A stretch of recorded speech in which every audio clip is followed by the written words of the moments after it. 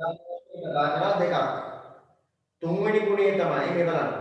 ආම්ලයක් භස්මයක් එක්ක ප්‍රතික්‍රියා කරොත් මේ හැදෙන්නේ ලවණය, මේ හැදෙන්නේ ජලය. එහෙනම් ආම්ලයක් භස්මයක් සමග ප්‍රතික්‍රියා කරොත් ලවණය සහ ජලය සෑදේ. ලියන්න තුන්වෙනි එක තුන. ඒක ලියුවා වැඩිද? කමක් නැහැ බලන්න හරියට ලියවද කියලා. ආම්ලයක් භස්මයක් සමග ප්‍රතික්‍රියා කර ලවණය සහ ජලය සෑදේ. ඒක ලියලා සමීකරණය තුලිත කරන්න. ආම්ලයක් භස්මයක් සමග ප්‍රතික්‍රියා කර ලවණය සහ ජලය සෑදේ. ඒක ලියලා තුලිත කරන්න.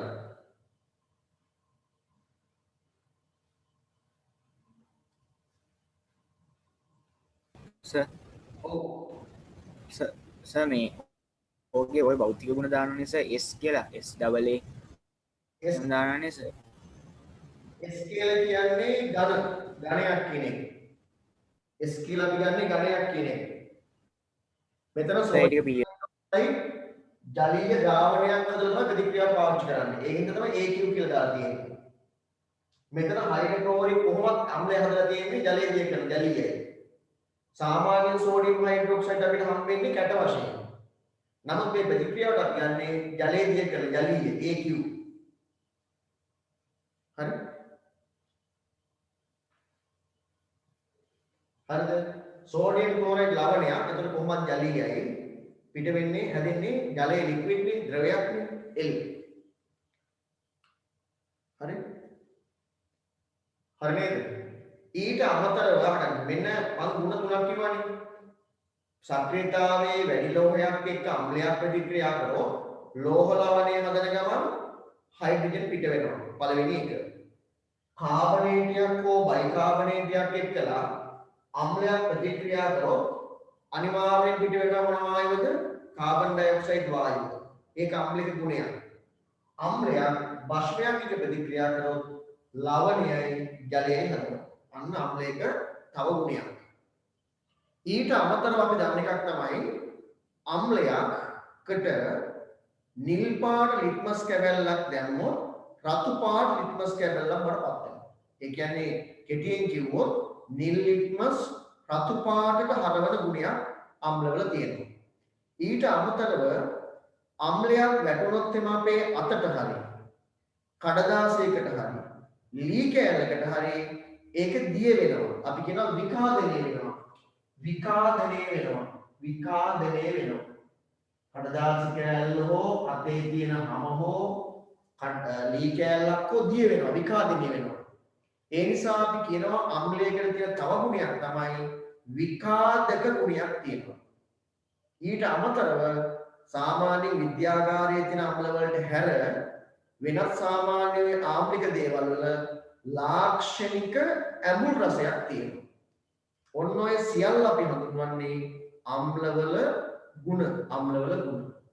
ඒතර අපි ගුණ ප්‍රධාන වශයෙන් 1 2 3ක් කතා කරා. ලියන 4 වෙනි එක. 4 නිල් ලිට්මස් රතු වර්ණයට හරවයි.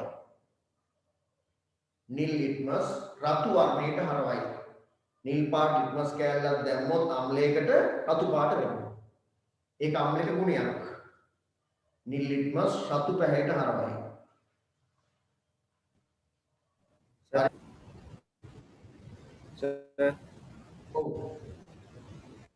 සර් මේ ඔය අම්ල සර් ජෛව අණු විදියට ගන්නවද? නෑ. අම්ල ජෛව විදියට පාවිච්චි කරන්නේ නෑ. අම්ල ත්‍ස්තවාදීන්ගේ අවිදියට පාවිච්චි කරනවා. ත්‍ස්තාවියක් විදියට. ප්‍රබල අම්ල. ඒ කියන්නේ සාමාන්‍ය ලෝකේ සංසිද්ධි වලට අමතර යන මිනිස්සුන්ට අපි ත්‍ස්තවාදී කියන්නේ. හරි ඒ වගේ අයට අවියක් විදියට පාවිච්චි කරන්න පුළුවන්. ත්‍ස්තවාදීන්ට කඩාකප්පල් කාරින්ට අවියක් විදියට පාවිච්චි කරන්න පුළුවන්. මේ ප්‍රබල අම්ල හරි රයිට් ඊළඟ එක 4 විකාදක ගුණයක් පවතී. විකාදක ගුණයක් පවතී. හරි විකාදක ගුණයක් පවතී. එතන වරහණ කියලා ලියන්න ලී කඩදාසි වැනි දෙයට වැටුණු විට ලී කඩදාසි වැනි දෙයට වැටුණු විට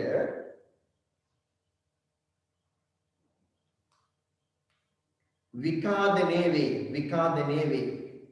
ලී කඩදාසි වැනි දෙයට වැටුණු විට විකාදනය වේ ඒ නිසා තමයි අපි කියන්නේ විකාදක ගුණයක් තියෙනවා කියලා විකාදනය වේ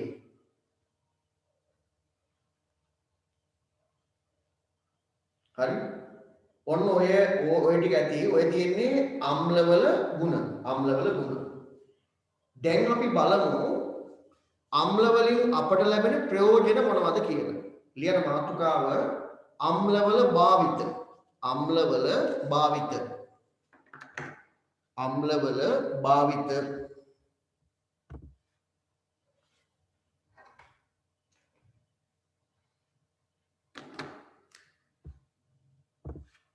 අම්ලවල භාවිත ඒකට ඉස්සෙල්ලාම ලියන්න පළවෙනි එක හයිඩ්‍රොක්ලෝරික් අම්ලයේ භාවිත මුලින්ම ලියන්න හයිඩ්‍රොක්ලෝරික් අම්ලයේ භාවිත सामान्य विद्यागारे වැඩිම පරීක්ෂණ සංඛ්‍යාවකට කියන්නේ විද්‍යාගාරයේ සාමාන්‍ය පරීක්ෂණ වලට වැඩිපුරම පාවිච්චි කරන්නේ හයිඩ්‍රොක්ලෝරික් අම්ලය. අපි ඉස්සෙල්ලම බලමු හයිඩ්‍රොක්ලෝරික් අම්ලය භාවිතා කරන්නේ මොන වගේ වැඩවලටද කියලා. හරි? එකක් තමයි දැන් මම කිව්වා සාමාන්‍යයෙන් විද්‍යාගාර පරීක්ෂණ වලට පාවිච්චි කරනවා. ඒක නම් සාමාන්‍ය වැඩක්. ඔය වාහනේ භාණ්ඩ මල බැඳුනහම හයිඩ්‍රොක්ලෝරික් අම්ලය භාවිතා කරලා ඒ වාහනේ භාණ්ඩවල තියෙන මලකඩ ඉවත් කරන්න පුළුවන්. ඒ වගේම මේ ආහාර තාක්ෂණයේදී අස්තිමය කොටස් භාවිතා කරනවා. ඔය සත්තුගේ අස්ති පාවිච්චි කරලා ජෙලටින් හදාගනිද්දී හයිඩ්‍රොක්ලෝරික් අම්ලය තමයි දාන්නේ.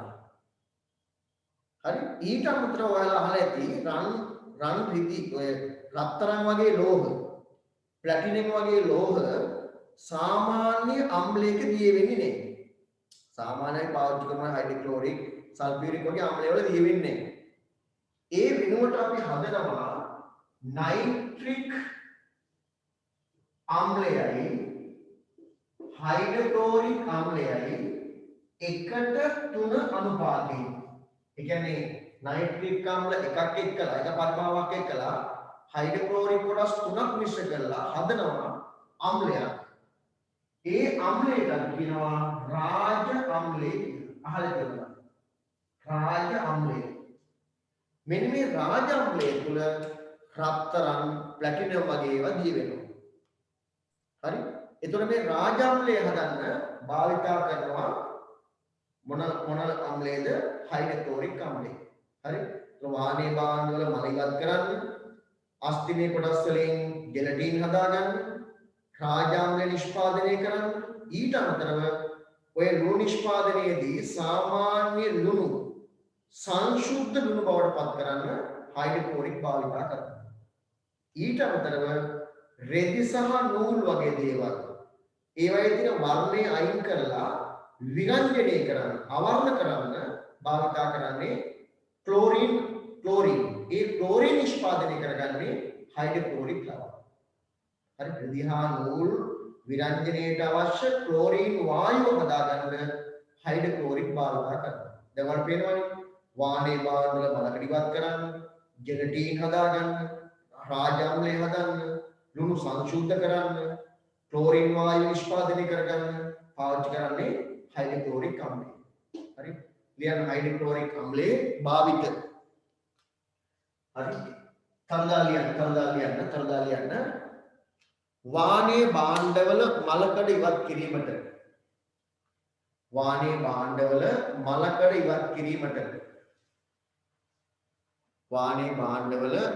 ඉවත් කිරීමට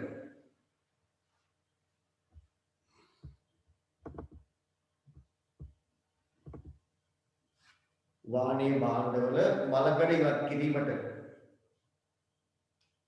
පාඩපාලියන්ට දාලා වාහනේ භාණ්ඩවල මලකඩ ඉවත් කිරීමට ඊළඟට ආහාර තාක්ෂණයේදී ආහාර තාක්ෂණයේදී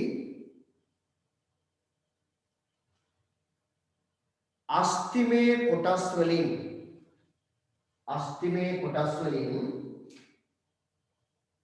ජෙලටින් සෑදීමට අස්තිමේ කොටස් වලින්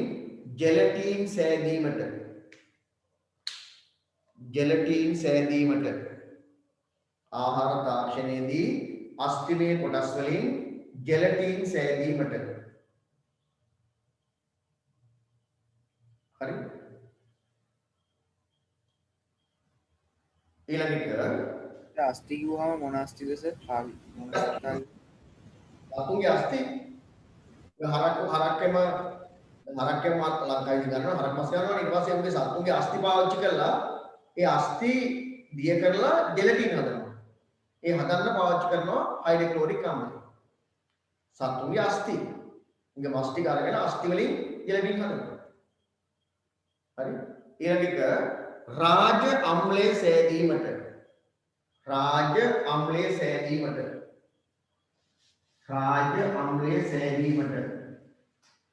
විතර වරාය කියලා ලියන්න නයිට්‍රික් හයිඩ්‍රොක්ලෝරික් කොහොමද කලවම් කරන්නේ 1:3 අනුපාතය නයිට්‍රික් හයිඩ්‍රොක්ලෝරික් 1:3 අනුපාතය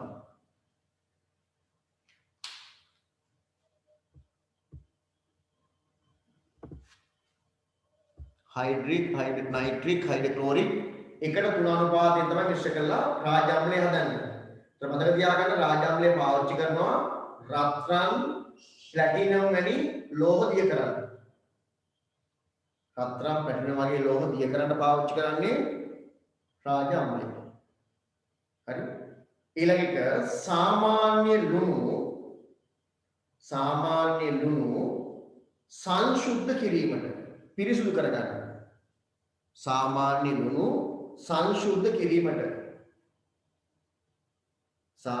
ලුණු සංශුද්ධ කිරීමට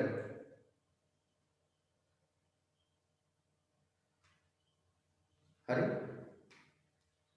හරිද ඊළඟට රෙදි කර්මාන්තයෙන් මම කිව්වා රෙදි සහ නූල් වල වර්ණය නැති කරලා විරංජනය කරන්නේ මොන වායුවද ක්ලෝරින් වායුව මගින් මේ ක්ලෝරින් වායුව හදාගන්න පාවිච්චි කරන කවුද හයිඩ්‍රොක්ලෝරික් අම්ලය.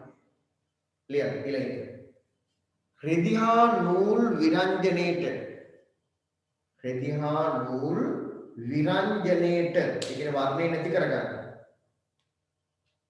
රෙදි හා නූල් විරංජනයේට අවශ්‍ය ක්ලෝරින් වායුව නිපදවීමට රෙදි හා නූල් විරංජනයේට අවශ්‍ය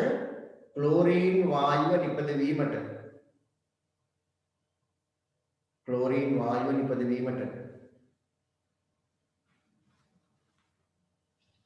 හරි උතර මතක තියාගන්න සාමාන්‍ය විද්‍යාගාරයේ වැඩිපුරම පාවිච්චි කරන අම්ලයක් තමයි හයිඩ්‍රොක්ලෝරික් කියලා අපි කියන්නේ රයිට් ඊළඟට ලියන්න ඔය කතා කරේ හයිඩ්‍රොක්ලෝරික් වල භාවිත දෙවෙනි එක ලියන්න සල්ෆියුරික් අම්ලයේ භාවිත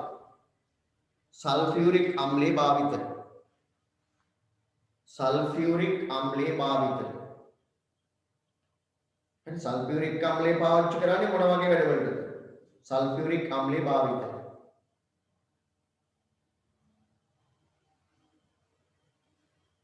හරි මිටි ගණන් හදන්නේ කිසි දෙයක් නැහැ තනිකරම තියෙන කොටස් කීපයක් තියෙන්නේ හැබැයි විභාගයේදී ගොඩක් වැදගත් පවුවරේ ගොඩක් එනවා හරි අහගන්න සල්ෆියුරික් අම්ලයේ භාවිත මම කියන වේගය වැඩිද නෑනේ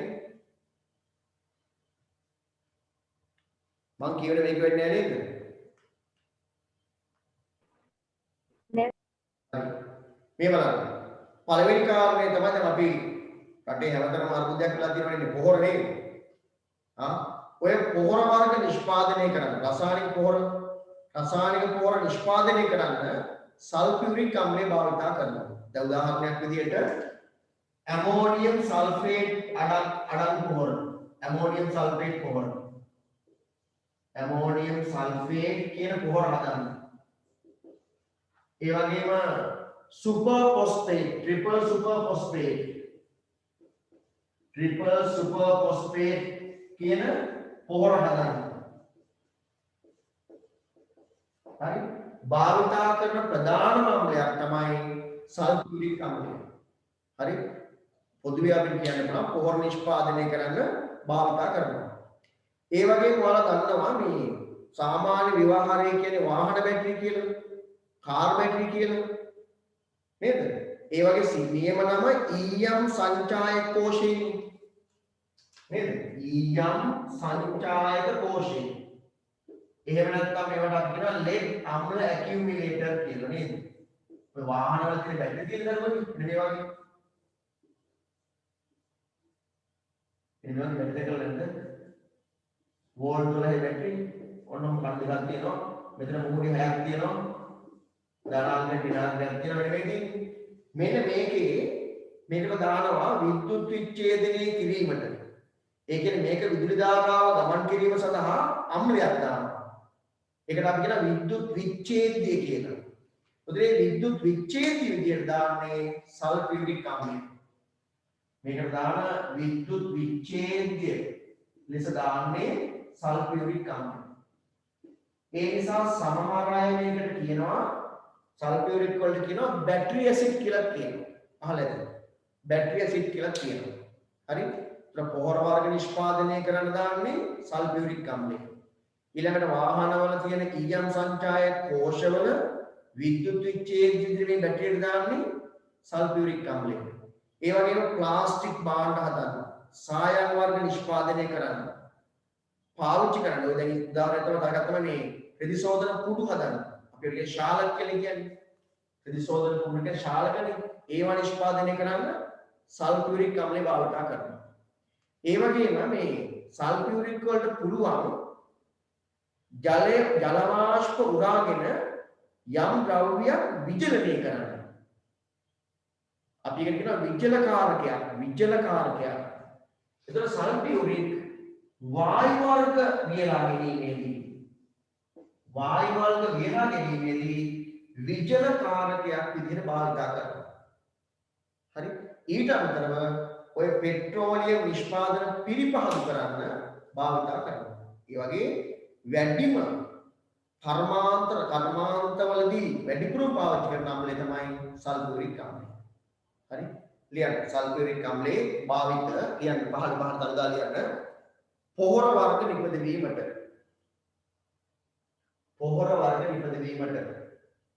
වරහන් ඇතුලේ මේක ලියන්න ඇමෝනියම් සල්ෆේටුයි triple super phosphate.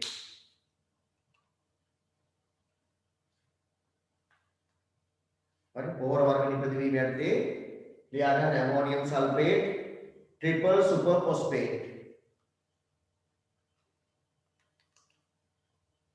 හරි? එතකොට මේ බැටරියට මොකක්ද අපි කියන්නේ? ඊයම් සංචායක කෝෂ. එහෙම නැත්නම් කියන lead අම්ල accumulator කියලා කියනවා.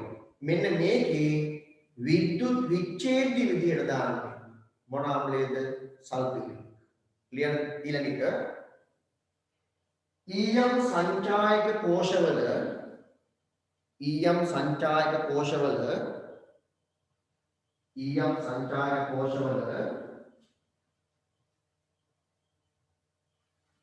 ඊයම් සංචායක කෝෂවල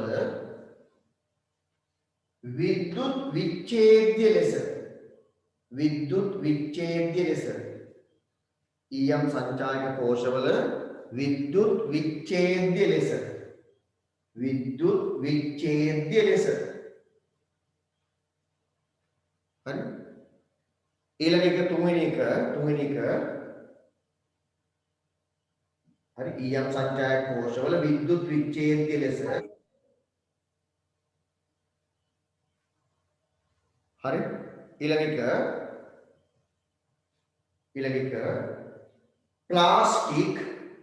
ප්ලාස්ටික්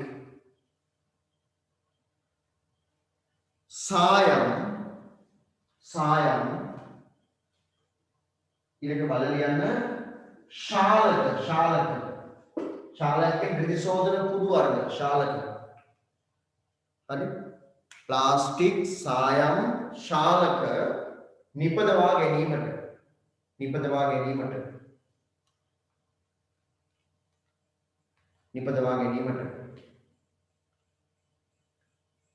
හරි ඊට පස්සේ මම කිව්වා ඔයාලට වායු වර්ග වියලා ගැනීමේදී විජලකාරකයක් ලෙස යොදා ගන්නවා සල්ෆියුරික් අම්ලය.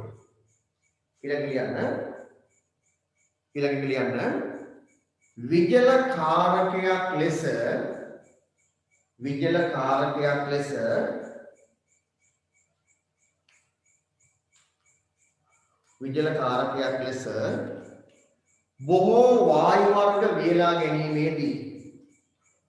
විජලකාරකයක් ලෙස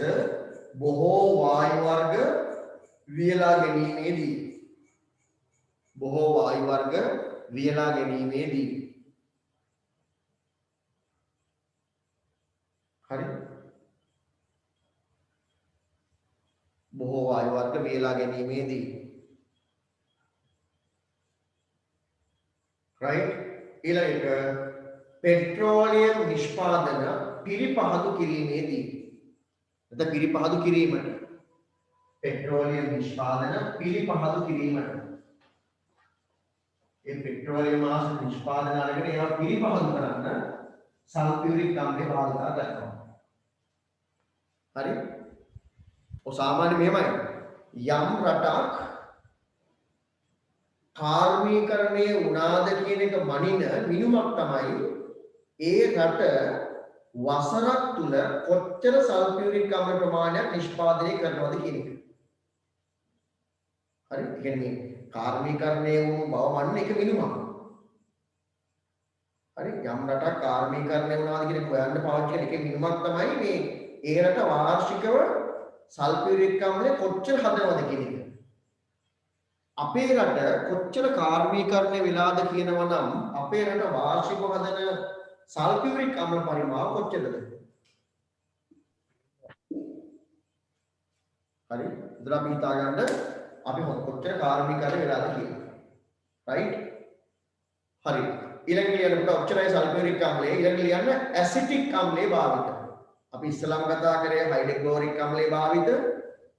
ඊට පස්සේ කතා කරේ සල්ෆියුරික් අම්ලයේ භාවිත. තුන්වෙනි එක ලියන්න ඇසිටික් අම්ලයේ භාවිත. සර් ඒ දෙකේ සංකේත ලියනවා. ඒ දෙකේ ඇවුනේ. සර් අම්ලවල සංකේත හරි හයිඩ්‍රොක්ලෝරික් වල HCl හරි සල්ෆියුරික් වල H2SO4 ඇසිඩික් අම්ලයේ භාවිත ඇසිඩික් වල ලියන්න CH3COOH ඇසිඩික් අම්ලයේ භාවිත හරි ඇසිඩික් අම්ලයේ භාවිත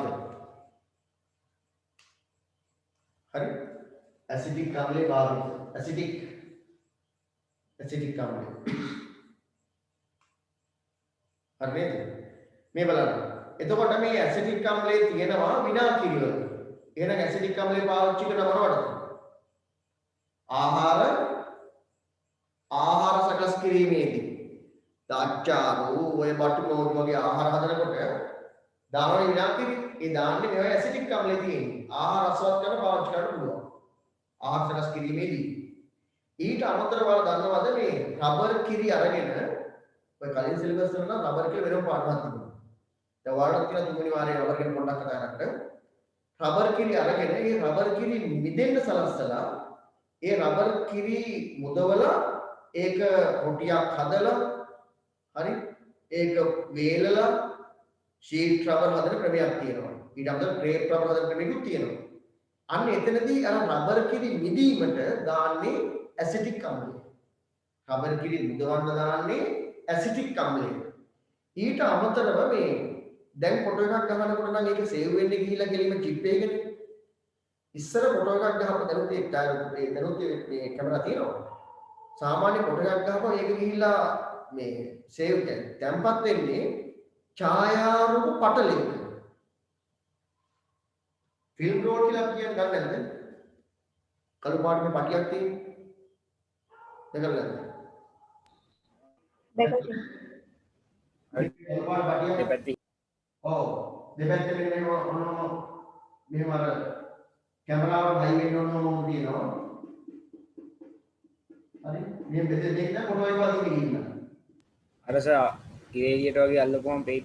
රයිට් අන්න හරි හැබැයි මේ ෆොටෝ එක ගහන්න ඉස්සලා හැම ඉරේලියට ඇල්ලුවොත් ඉවරයි ඈ ෆොටෝ එක ගහලා ෆොටෝ අරගෙන සුද්ධ කරලා ඉරේලියට අල්ල බලන්න පුළුවන් ෆොටෝ ගහන්න ඉස්සලා මේක ෆිල්ම් වලින් ඇදලා මෙහෙම ඇල්ලුවොත් ආයි වැඩක් නැහැ හරි මේවට කියන්නේ ඡායාරූප පටල කියලා මේ ඡායාරූප පටල හදන්න පාවිච්චි කරනවා ඇසිටික් අම්ලය ඡායාරූප නිෂ්පාදනයේදී ඇසිටික් අම්ලය භාවිත කරනවා ඊට අමතරව ලංකාවේ විශේෂයෙන්ම කඩදාසි කර්මාන්තයේදී ඇසිටික් අම්ලය භාවිත කරනවා හරි ඊට අමතරව ඔය පේෂ කර්මාන්තවලදී නූල් නිෂ්පාදනය කරන කෘත්‍රිම නූල් හදන්න ඇසිටික් අම්ලය භාවිත කරනවා හරි ලියන්න ඇසිටික් අම්ලයේ භාවිත ඇසිටික් අම්ලයේ භාවිත ලියන්න පහළ පහළට තවදා ලියන්න ආහාර සැකසීමේදී ඕන වර ඇතුලේ ලියන්න විනාකිරි කියලා ආහාර සැකසීමේදී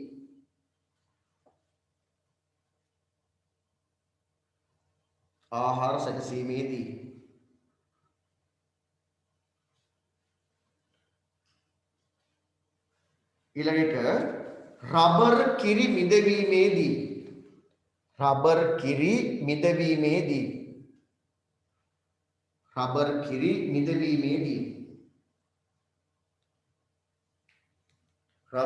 මිදවීමේදී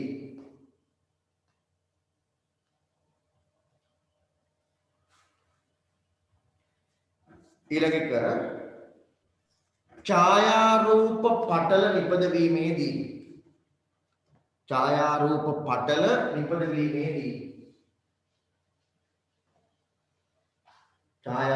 පටල නිපදවීමේදී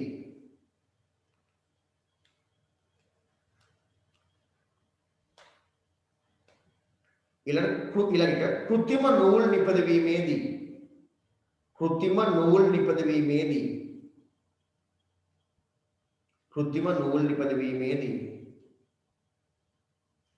කෘත්‍රිම නූල් නිපදවීමේදී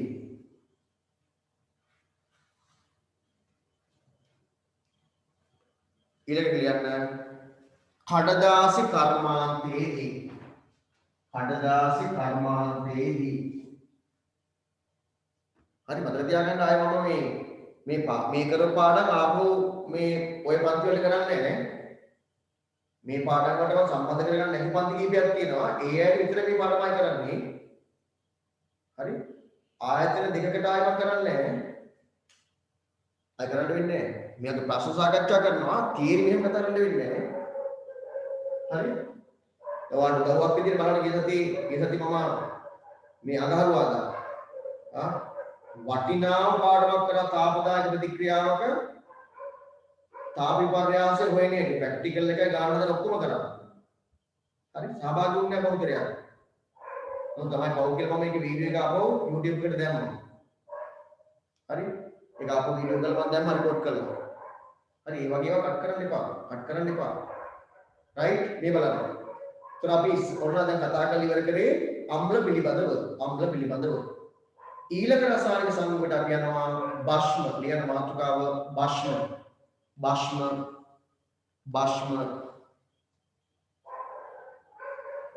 හරි අපි හැමෝටම හුරු භස්මයක් තමයි සෝඩියම් හයිඩ්‍රොක්සයිඩ් කියන භස්මය සාමාන්‍ය ව්‍යවහාරය අපි කෝස්ටික් සෝඩා කියලා සෝඩියම් හයිඩ්‍රොක්සයිඩ් දැන් සෝඩියම් හයිඩ්‍රොක්සයිඩ් අපි ජලයේ දිය කරොත් කියන්නේ කෙටියෙන් කිව්වොත් මෙන්න ජලීය ද්‍රාවණයක් හැදුවොත් ඔය සෝඩියම් හයිඩ්‍රොක්සයිඩ් මෙන්න මේ විදිහට අයන වලට කැඩෙනවා. එහෙම නැත්නම් කියනවා අයනීකරණය වෙනවා. කොහොමද? මෙන්න සෝඩියම් හයිඩ්‍රොක්සයිඩ්. මෙයා ජලයේ දිය කරොත් ජලීය ද්‍රාවණයක් හැදුවොත් මෙයා කැඩෙනවා වෙන වෙනවා විඝටනය වෙනවා අයනීකරණය වෙනවා ජලීය සෝඩියම් ධන අයන වලටයි ජලීය හයිඩ්‍රොක්සයිඩ් අයන වලටයි. හරි? ඒ කියන්නේ සෝඩියම් හයිඩ්‍රොක්සයිඩ් ජලයේ දිය කරොත් එයා අයනීකරණය වෙලා හයිඩ්‍රොක්සයිඩ් අයන හදමින් ඒ ද්‍රාවණයේ තියෙන හයිඩ්‍රොක්සයිඩ් සාන්ද්‍රණය වැඩි කරනවා. සෝඩියම් හයිඩ්‍රොක්සයිඩ් ජලයේ දිය කරොත් ඒ ජලීය ද්‍රාවණයට හයිඩ්‍රොක්සයිඩ් අයන මුදා හරිමින් ඒ ද්‍රාවණයේ තියෙන හයිඩ්‍රොක්සයිඩ් සාන්ද්‍රණය වැඩි කරනවා. මෙන්න මේ වගේ ජලීය ද්‍රාවණයකදී हाइड्रोक्साइड අයන උදාහරණයක්. ඉතින් ජලීය ද්‍රාවණයකදී අයනීකරණය වෙලා हाइड्रोक्साइड අයන උදාහරණයක් ඒ ද්‍රාවණයේ हाइड्रोक्साइड සාන්ද්‍රණය වැඩි කරනවා නම් අන්න ඒ වගේ වට අපි කියනවා බෂ්මයක් කියලා. බෂ්මයක්. හරි? මෙන්න මේ වගේ බලන්න සෝඩියම් හයිඩ්‍රොක්සයිඩ් ජලීය ද්‍රාවණයකදී हाइड्रोक्साइड අයන උදාහරණයක් ඒ ද්‍රාවණයේ තියෙන හයිඩ්‍රොක්සයිඩ් ප්‍රමාණය වැඩි කරනවා. ඒ හින්දා සෝඩියම් හයිඩ්‍රොක්සයිඩ් අපි කියනවා බෂ්මයක්. පැහැදිලිද?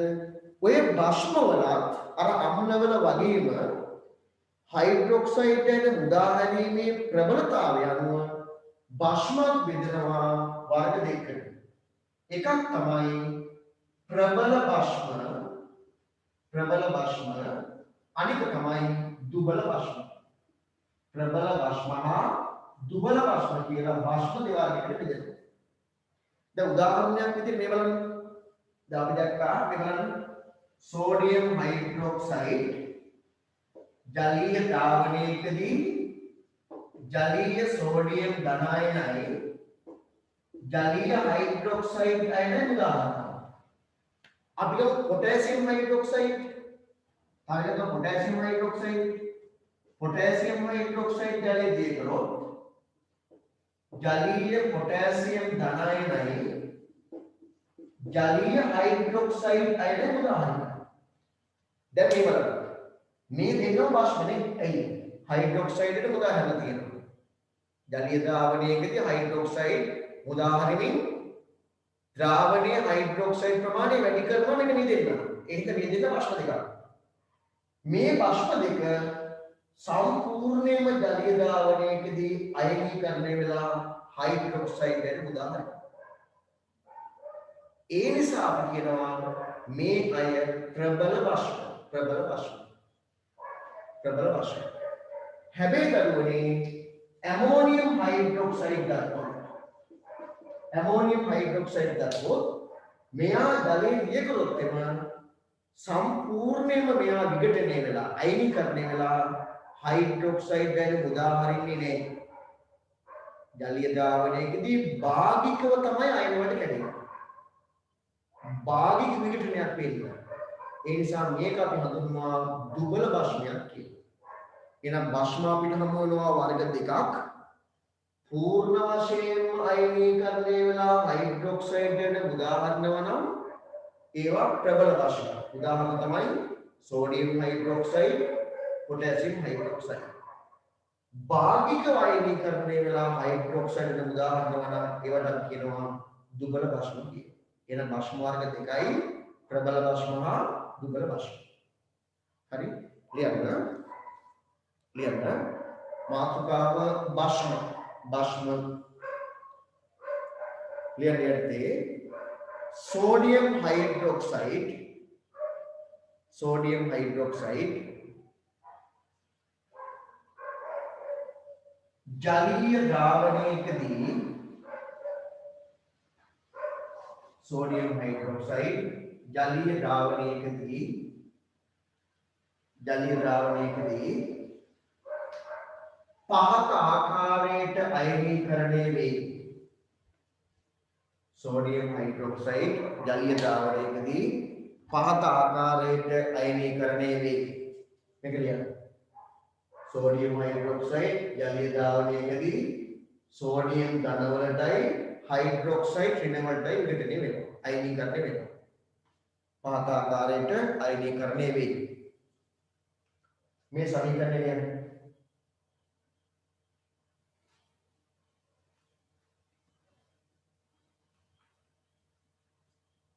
මේ සමීකරණය ලියන්න. හරි.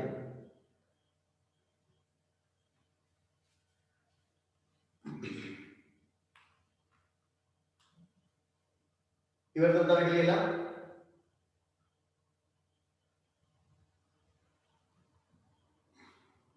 ඔව් සර්. හරි යටින් ලියන්න. මේ අණුව සෝඩියම් හයිඩ්‍රොක්සයිඩ් අයනීකරණයේදී මේ අණුව සෝඩියම් හයිඩ්‍රොක්සයිඩ් අයනීකරණයේදී මේ අණුව සෝඩියම් හයිඩ්‍රොක්සයිඩ් අයනීකරණයේදී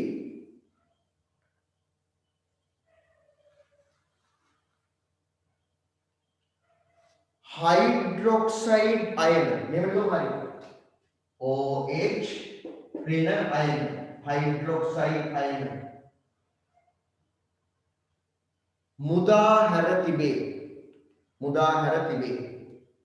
हाइड्रोक्साइड आयन सोडियम हाइड्रोक्साइड आयनीकरणेदी हाइड्रोक्साइड आयन मुदाहर तिबे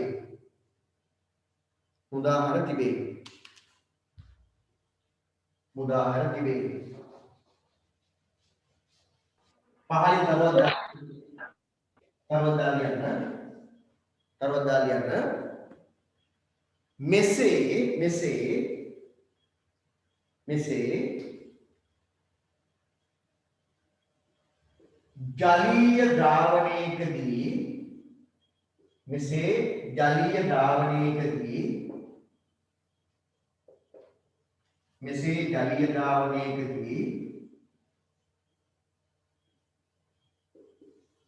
මෙසේ ජලීය ද්‍රාවණයකදී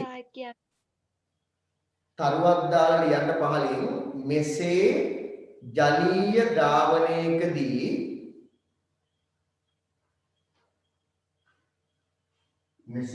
ජලීය ද්‍රාවණයකදී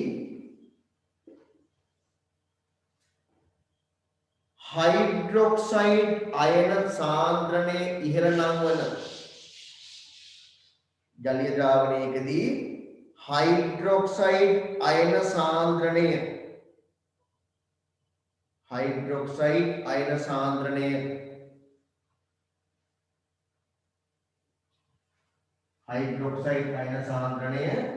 ඉහළ නම් වන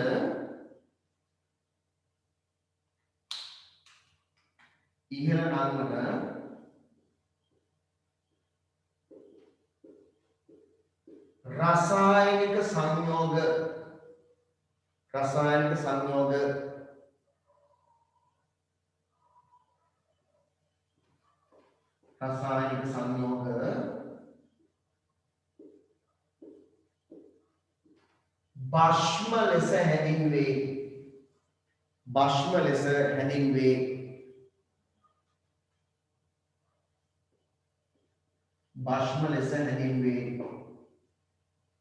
භස්ම ලෙස හැඳින්වේ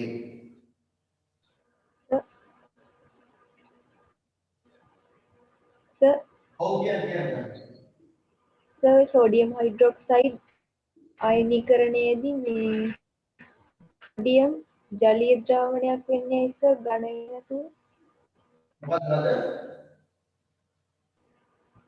සෝඩියම් හයිඩ්‍රොක්සයිඩ් අයනීකරණයේදී සෝඩියම් මේ ඝන වෙන්නේ නැතුව ජලීය ද්‍රාවණයක් සෝඩියම් හයිඩ්‍රොක්සයිඩ් තියෙන ඝන වශයෙන් තමයි තියෙන්නේ. සෝඩියම් හයිඩ්‍රොක්සයිඩ් තියෙන සාමාන්‍ය ඝන වශයෙන් කැට වශයෙන් තියෙන්නේ. ඒක අයන වලට වෙන් වෙන්නේ ජලය තුල දිය කරනවා. හරි? ජලය තුල දිය කරාම තමයි අයන වලට වෙන් වෙන්නේ. ඒක ඝනයක් වශයෙන් තියෙද්දි අයන වලට වෙන් වෙන්නේ නැහැ. හරි? එතන හැම වෙලේම අපි භස්මයක් අර්ධක් වන්නේ ජලීය ද්‍රාවණයකදී हाइड्रोक्साइड आयन වලට වෙන් වෙනවා නම් ඒ වෙන් වෙලා ඒ ද්‍රාවණයේ සාන්ද්‍රණය වැඩි කරනවා නම් हाइड्रोक्साइड ප්‍රමාණය වැඩි කරනවා නම් ඒක භස්මයක් කියනවා. හරි? ඒක අර්ධක් වන්නේ එහෙමයි. දැන් අතරම අපි O level වලදී මෙහෙම අර්ධක් වාට A level වලදී අම්ල භස්ම අර්ධක් වල ක්‍රම කීපයක් තියෙනවා. හරි වාද කීපයක් තියෙනවා. බ්‍රොන්ස්ටඩ් ක්ලවුඩ් වාදය, ලුයිස් අම්ල භෂ්ම වාදය එහෙම කීපයක් තියෙනවා. අපි ඕලර් මට්ටමේදී ඉගෙන ගන්නවා ජලයේ දිය කරාම හයිඩ්‍රොක්සයිඩ් අයන ලැබෙනවා නම් අයනීකරණය වෙලා ඒක අපි භෂ්මයක් කියනවා. ජලීය ද්‍රාවණයකදී අයනීකරණය වෙලා හයිඩ්‍රජන් ධනායන උදාහරණව නම් අම්ලයක් කියලා කියනවා. හරි ඒක අපි අර්ථ දක්වන ක්‍රමය. ඇත්තටම සෝඩියම් හයිඩ්‍රොක්සයිඩ් කියන ඝන වශයෙන් තමයි තියෙන්නේ. හරි එතකොට මේ බලන්න. එතකොට භෂ්ම ප්‍රධාන වශයෙන් වර්ග දෙකයි. ප්‍රබල භෂ්ම හා දුබල භෂ්ම. ප්‍රබල භෂ්ම කියන්නේ මොනවද? ජලීය ද්‍රාවණයකදී පූර්ණ ලෙස අයනීකරණය වෙනවා නම් අන්නේ භෂ්ම වලට අපි කියනවා ප්‍රබල භෂ්ම කියලා. දැන් උදාහරණයක් විදිහට මේ බලන්න. උදාහරණයක් විදිහට අපි ගන්න පුළුවන් සෝඩියම් හයිඩ්‍රොක්සයිඩ්. දැන් මේ සෝඩියම් හයිඩ්‍රොක්සයිඩ් ජලයේ දිය කරාම මේ බලන්න. සෝඩියම් හයිඩ්‍රොක්සයිඩ් ජලයේ දිය කරාම ලැබෙන ජලීය ද්‍රාවණයක් AQ. එතකොට මේ සෝඩියම් හයිඩ්‍රොක්සයිඩ් මුළුමනින්ම කැඩෙනවා ජලීය සෝඩියම් ධනායන වලටයි ජලීය හයිඩ්‍රොක්සයිඩ් ඍණායන වලට කැඩෙනවා. ඒ වගේම කවුදාහරණයක් අපිට ගන්න පුළුවන් පොටෑසියම් හයිඩ්‍රොක්සයිඩ්. තව එකක් අපි කරනවා පොටෑසියම් හයිඩ්‍රොක්සයිඩ්. ඒතර පොටෑසියම් හයිඩ්‍රොක්සයිඩ් ජලයේ දිය කරොත් එයත් කැඩෙනවා සම්පූර්ණයෙන්ම ජලීය පොටෑසියම් ධනායන වලටයි හයිඩ්‍රොක්සයිඩ් ඍණායන වලටයි. ඒ නිසා අපි කියනවා සෝඩියම් හයිඩ්‍රොක්සයිඩ් පොටෑසියම් හයිඩ්‍රොක්සයිඩ් මොනවද? ප්‍රබල භෂ්ම කියලා. හරි? ප්‍රබල භෂ්ම. ඉතින් මොකද කියනවා? Sodium hydroxide potassium hydroxide. හරි? නමුත් ජලීය ද්‍රාවණයකදී පූර්ණ වශයෙන් අයන වලට කැඩෙන්නේ නැතුව භාගික වශයෙන් හරි අයනීකරණය වෙනවා නම් සම්පූර්ණ අයන වලට වෙන්නේ නැතුව භාගික වශයෙන් අයනීකරණය වන භෂ්ම අපි හඳුන්වන්නේ දුබල භෂ්ම කියලා. උදාහරණයක් විදිහට අපි ගන්න පුළුවන් ඇමෝනියම් හයිඩ්‍රොක්සයිඩ්. මේක දුබල භෂ්මයක්. හරි? ලියාගන්න. භෂ්ම කොටස් දෙකයි ප්‍රබල භෂ්ම දුබල භෂ්ම කියලා මෙහෙම ලියාගන්න.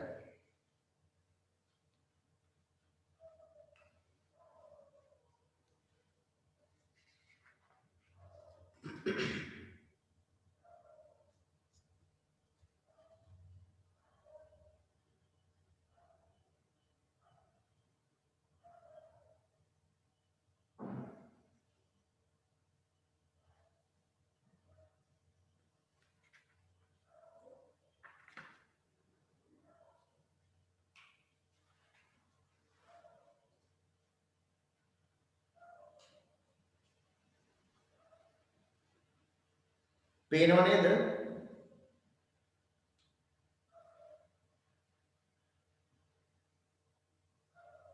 පුතා බෝඩ් එක පැහැදිලිව පේනවද? හරි.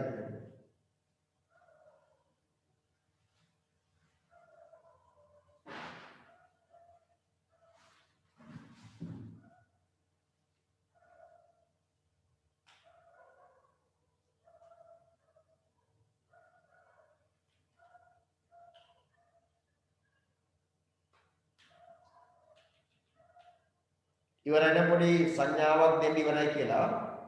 නැත්නම් අපිට වෙලා යනවා වැඩි. හරි? ඉවරයි නම් පොඩි සිග්නල් එකක් දෙන්න ඉවරයි කියලා.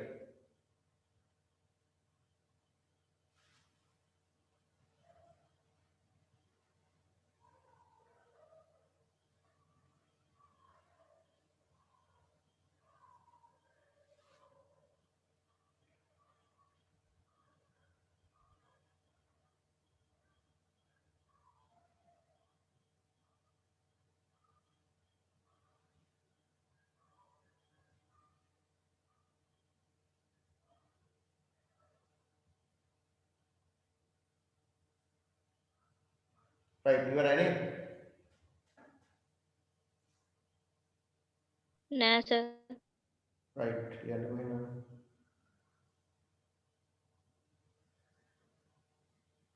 ජලීය ද්‍රාවණයකදී පූර්ණ ලෙස අයනීකරණය වන භෂ්ම තමයි අපි කියන්නේ ප්‍රබල භෂ්ම. දැන් උදාහරණයක් විදිහට සෝඩියම් හයිඩ්‍රොක්සයිඩ්, පොටෑසියම් හයිඩ්‍රොක්සයිඩ් ප්‍රබල භෂ්ම. ජලීය ද්‍රාවණයකදී භාගික වශයෙන් අයනීකරණය වන භස්ම වලට අපි කියනවා දුබල භස්ම. උදාහරණයක් ඇමෝනියම් හයිඩ්‍රොක්සයිඩ්. ඒවා දුබල භස්ම.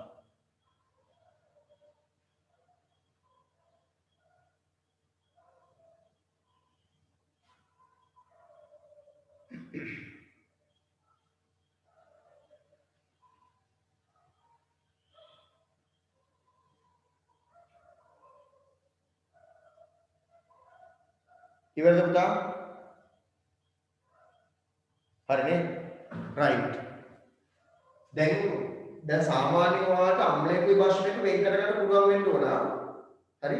તો සාමාන්‍ය විද්‍යාගාරයේ ඇත්තටම සෝඩියම් හයිඩ්‍රොක්සයිඩ්, පොටෑසියම් හයිඩ්‍රොක්සයිඩ් මේ හැම භස්මයක්ම තියෙනවා. එතකොට මේ හැම භස්මයක්ම ජලයේ හොඳින් දිය වෙන්නේ නැදගොඩ. ඔය ජලයේ ඉතාම හොඳින් දිය වෙන භස්ම වලට අපි කියනවා ශාර කියලා. ශාර. හරි? ජලයේ තුල ඉතාමත් හොඳින් දිය වෙන භස්ම වලට අපි කියනවා ශාර කියලා. ශාර. හරි? පොඩි තරුවක් දාලා පහලේ ලියා ගන්න. පොඩි තරුවක් දාලා පහලේ ලියා ගන්න. හරි? භස්ම අතුරින් ජලයේ හොඳින් දියවන භස්ම. භස්ම අතුරින් ජලයේ හොඳින් දියවන භස්ම. භස්ම අතුරින් ජලයේ හොඳින් දියවන භස්ම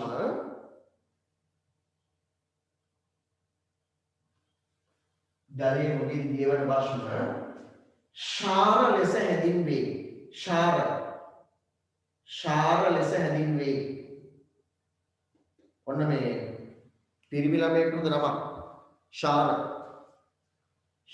ලෙස හැඳින්වේ. ශාර කියන්නේ ජලයේ හොඳින් දියවන භස්මයක්. හරි? උදාහරණ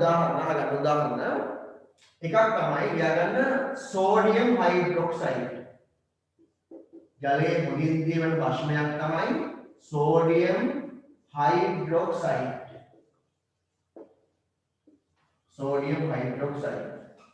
හරි? සංකේතත් එකම ලියාගන්න. ඒක හොඳයි. Sodium hydroxide. තව එකක් තමයි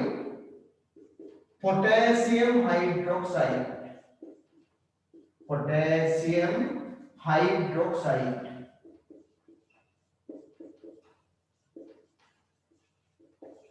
Potassium hydroxide. සංකේතය මතකයි KOH. potassium hydroxide. ජලය ඉතාමත් දී වෙනවා. තව එකක් ලියාගන්න තුන්වෙනි එක ammonium hydroxide. ammonium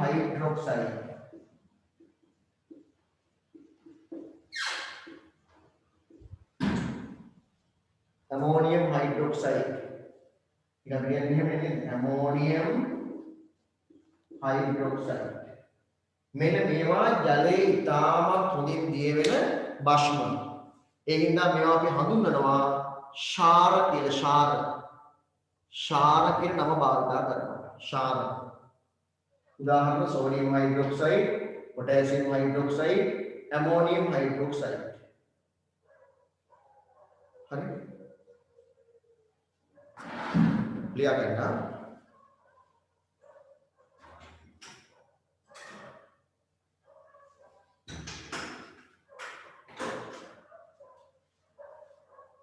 හරි? ලියන ඉවරනම් ලියන්න භස්මවල ගුණ. අපි ඉස්සලා කතා කරා අම්ලවල ගුණ. දැන් කතා කරන්න යන්නේ භස්මවල ගුණ.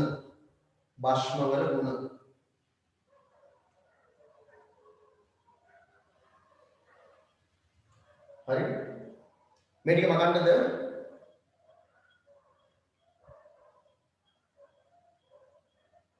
පුතා?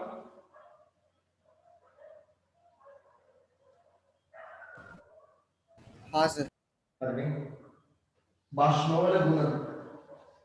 දැන් ඔයාලා මතකද අම්ලවල ගුණයක් බව කියනකොට කිව්වා අම්ලයක් භස්මයක් එක්ක ප්‍රතික්‍රියා කළා ලවණය සහ ජලය හැදුවයි කියලා මම කිව්වනේ. මතක් කරගන්න. අම්ලවල ගුණ ගැන කියද්දි මම කිව්වා දරුවනේ අම්ලයක් භස්මයක් එක්ක ප්‍රතික්‍රියා කරලා ලවණයයි ජලයයි හැදුවා කියලා මම කිව්වනේ. ඒකම ගන්න පුළුවන් අපිට භස්මික ගුණයක් ඇටියෙට. මොකක්ද? භස්මය අම්ලයක් සමග ප්‍රතික්‍රියා කරලා ලවණ සහ ජලය හදනවා. හරි? දැන් උදාහරණයක් තමයි අපි ඉස්සෙල්ලා ගත්තා සෝඩියම් හයිඩ්‍රොක්සයිඩුයි හයිඩ්‍රොක්ලෝරික් අම්ලයයි ප්‍රතික්‍රියා කරාම සෝඩියම් ක්ලෝරයිඩුයි ජලය හැදුවා. හරි? ඒ වගේ ඕනම භස්මයක් අම්ලයක් එක්ක ප්‍රතික්‍රියා කරොත් ලවණය සමග ජලය හදනවා. තව එකක් තමයි සාමාන්‍යයෙන් මේ භස්ම වල ගතියක් තමයි මේ අර්ථයෙන් මෙහෙම ඇඟිල්ලෙන් ස්පර්ශ කරොත් සබන් වගේ විස්තර ගතියක් තියෙනවා. හැබැයි මතක තියාගන්න විද්‍යාගාරයේ භාවිතා කරන කිසිම භස්මයක් හඳුන ගන්න අපි අතින් ස්පර්ශ කරන්නේ නැහැ. හරි? සාමාන්‍ය ඔය භාෂ්මික ගුණ තියෙන දෙයක් අපිට අඳුර ගන්න ඕන නම් ගෙදරදී සබන් වගේ දෙයක් ඇල්ලුවම මේක දිසුසුමත බාහිර වෙනවනේ. ඒ භස්මික ගුණය. ඊට අමතරව මතක තියාගන්න අපි භස්මයකට දැම්මොත්ම රතු ලිට්මස් කෑල්ලක් නිල් පාට වෙනවා. ඒ වගේම භස්මයක pH අගය 7ට වඩා වැඩි 8 9 10 11 12 13 14 වගේ වෙනවා pH අගය. ඊට අමතරව භස්මයක ජලීය ද්‍රාවණයකට විදුලිය දුන්නොත් එම ඒ ජලීය ද්‍රාවණය තුලින් විදුලිය සංනයනය වෙනවා. හරි? එතන මොනවද භස්ම වල ගුණ? අම්ලයක් එක්ක ප්‍රතික්‍රියා කරොත් ලවණීය සහ ජලය හදනවා. අතින් ස්පර්ශ කරොත් සබන් වගේ විශ්ලේෂණ ස්වභාවයක් ලැබෙනවා.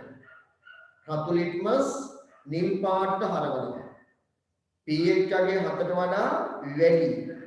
ඒ වගේම භස්මයක ජලීය ද්‍රාවණයක් ඉතා හොඳින් විදුලිය සංනයනය කරනවා. හරි? ලියන්න දරුවනේ භස්ම වල ගුණ. භස්ම වල ගුණ. අංක දාලා ලියන්න. එක පළවෙනි එක.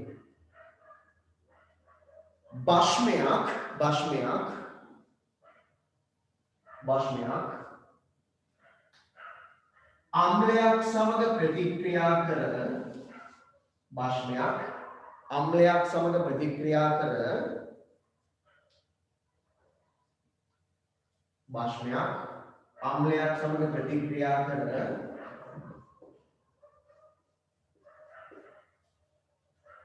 ලවණය සහ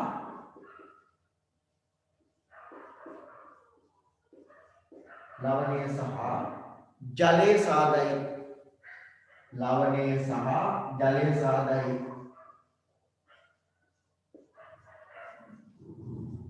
ලවණය සහ ජලය සාදයි.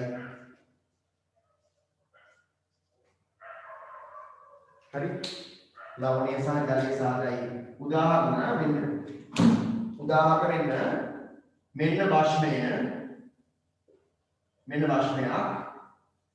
මෙන්න අම්ලයක් විතර දෙකක් තියෙන්නේ සල්ෆියුරික් අම්ලයක් මෙන්න හැදෙනවා ලවණය මෙන්න හැදෙනවා ජලය සමීකරණය ලියලා ඔබේ හැකියාවන් ඉදිරිපත් කරන ඕන අවස්ථාවක් ලැබෙනවා. මොකද්ද? තුලිත කරන්න. සෝඩියම් හයිඩ්‍රොක්සයිඩ් භස්මයක් සල්ෆියුරික් කියන්නේ අම්ලයක් ප්‍රතික්‍රියා කරලා දෙන්නත් එක්කලා හැදෙනවා ලවණය සහ ජලය. මම සමීකරණය ලියලා තියෙන්නේ ඔබ ඒක තුලිත කරන්න.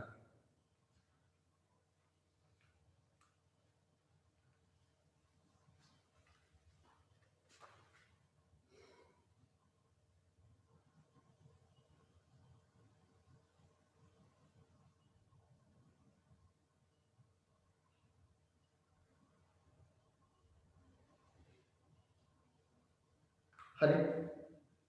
තුලිත කරාද?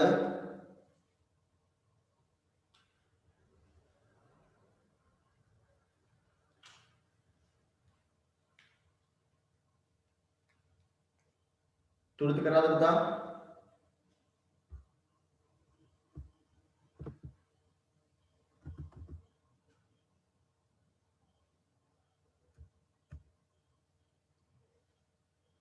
තුලිත වුණාද? සද්දයක් එන්නේ.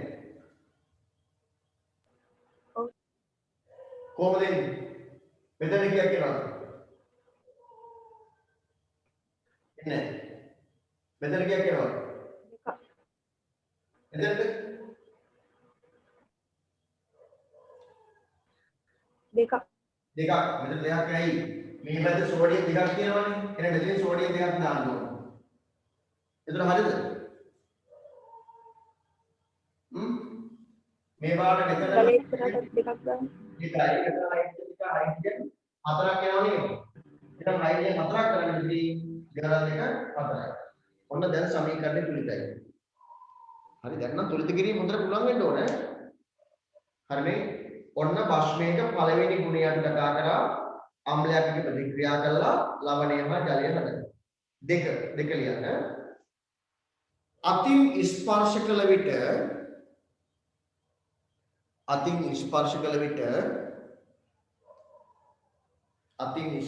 විට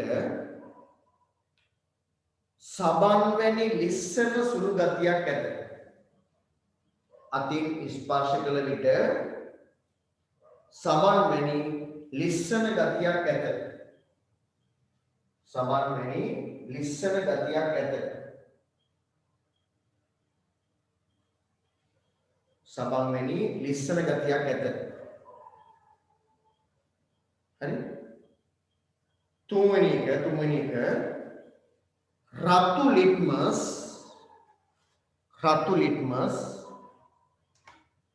රතු ලිට්මස් නිල් පැහැයට හරවයි. රතු ලිට්මස් නිල් පැහැයට හරවයි. රතු පාට ලිට්මස් කෑල්ලක් භස්මයකට දැම්මොත් නිල් පාට වෙනවා. හරි? ඊළඟ එක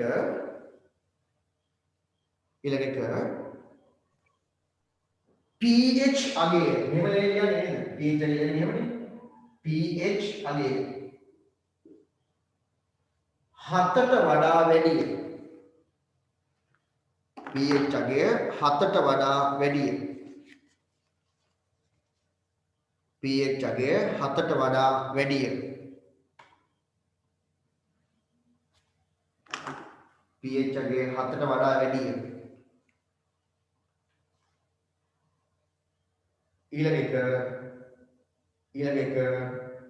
ජලීය ද්‍රාවණ විදුලිය සන්නයනය කරයි. ජලීය ද්‍රාවණ විදුලිය සන්නයනය කරයි. හරි ඒ කියන්නේ භස්මයක් ජලයේ දිය කරලා විදුලිය වොත් ඒක තුලින් විදුලි ගමන් කරනවා. හරි? පැහැදිලි නේද? රයිට්. ටග්ගා ලියන මාතෘකාව භස්ම භාවිත අවස්ථා. භස්ම භාවිත අවස්ථා.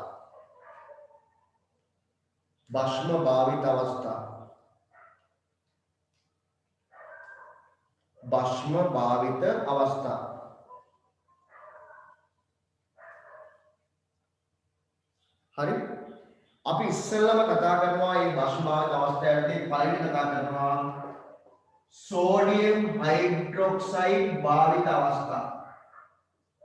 සෝඩියම් හයිඩ්‍රොක්සයිඩ් භාවිත අවස්ථා. ලියන්න. පළවෙනි බලමු සෝඩියම් හයිඩ්‍රොක්සයිඩ් භාවිතා කරන්නේ මොන වගේ අවස්ථාවලද කියලා බලගන්න.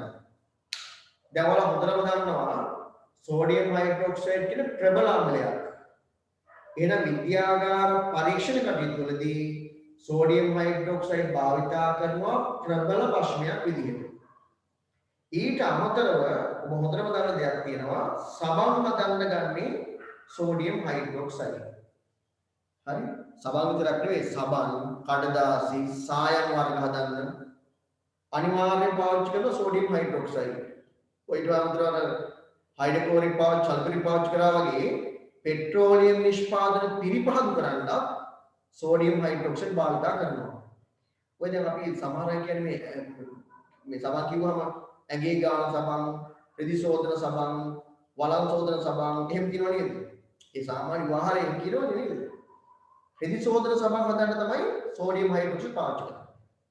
ඔය තියෙන එක ලයිට් කියලා නම් නේද තියෙන්නේ?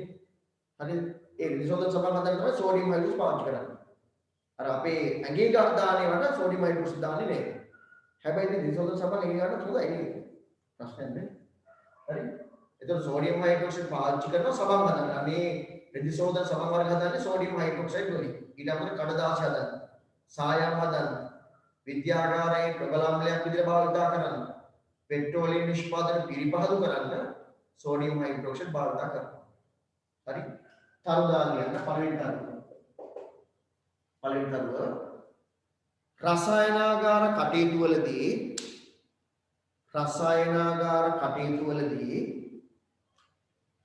රසායනාගාර කටයුතු වලදී ප්‍රබල භස්මයක් ලෙස යොදා ගනී. රසායනාගාර කටයුතු වලදී ප්‍රබල භස්මයක් ලෙස යොදා ගනී. රසායනාගාර කටයුතු වලදී ප්‍රබල භස්මයක් ලෙස යොදා ගනී.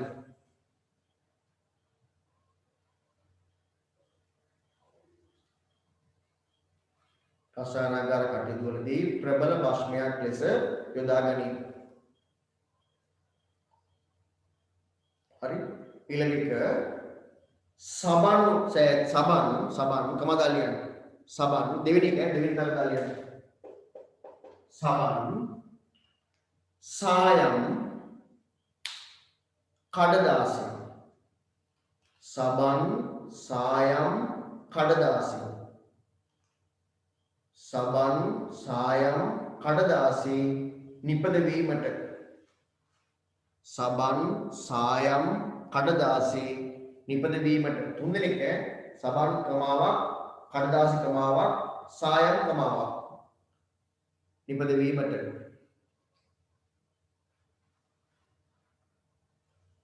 හරි තුන්වෙනි තරෝදාලියන්න පෙට්‍රෝලියම් නිෂ්පාදන පිරිපහදු කිරීමට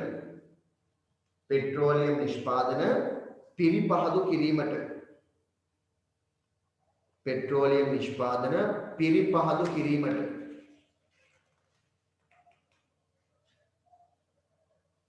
හරි ඔන්න ඔය අපි කතා කරේ සෝඩියම් හයිඩ්‍රොක්සයිඩ් කියන භස්මේ භාවිත අවස්ථා ටික. හරි දෙවෙනියට ලියන්න දෙවෙනි එක කතා කරමු මැග්නීසියම් හයිඩ්‍රොක්සයිඩ් භාවිත අවස්ථා. මැග්නීසියම් හයිඩ්‍රොක්සයිඩ් භස්මයක් නේ මැග්නීසියම් හයිඩ්‍රොක්සයිඩ් භාවිත අවස්ථා. හරි දැන් ඔය මේ සමහර අය මේ බලන්න ඔය මගුල් ගෙවල් වලින් ගිහිලා ඕනෑමට වඩා කන අයින් වලින් කනවා. ගලිත නිත කනවා. ඒ කෑවම අපේ උදරයේ මේ අම්ල ගතිය වැඩි වෙනවා. හේතුව අර මගුල් ගෙවල් වලින් හදන කෑම වල මිරිස් වැඩි, තෙල් වැඩි, තුන පහ වැඩිනේ. ඒතර ඒ කෑම වර්ග කෑවම අපේ උදරයේ තියෙන අම්ල ගතිය වැඩි වෙනවා. අන්නේ උදරයේ තියෙන අම්ල ගතිය සමනය කරන්න අපි බොන්න ඕන ප්‍රතිඅම්ලයක් විදිහට පාවිච්චි කරන්නේ මොකද්ද අපි මැග්නීසියම් හයිඩ්‍රොක්සයිඩ්. හරි. ඒතර මැග්නීසියම් හයිඩ්‍රොක්සයිඩ් පාවිච්චි කරන එක අවස්ථාවක් තමයි අපේ උදරයේ තියෙන අම්ල ගතිය සමනය කිරීමට ප්‍රතිඅම්ලයක් විදිහට මැග්නීසියම් හයිඩ්‍රොක්සයිඩ් භාවිත කරනවා. ඔක සාමාන්‍යයෙන් කියන්නේ අපි මේ milk of magnesia කියලා. सामान्य व्यवहार या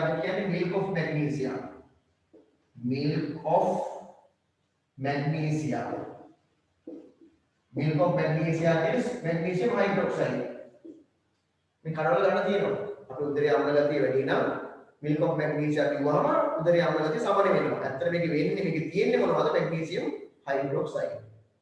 ඊට අමතරව ඔය සීනි කර්මාන්තයේදී උග්ගස් මිදි කළා උප්පැණි හදනවා.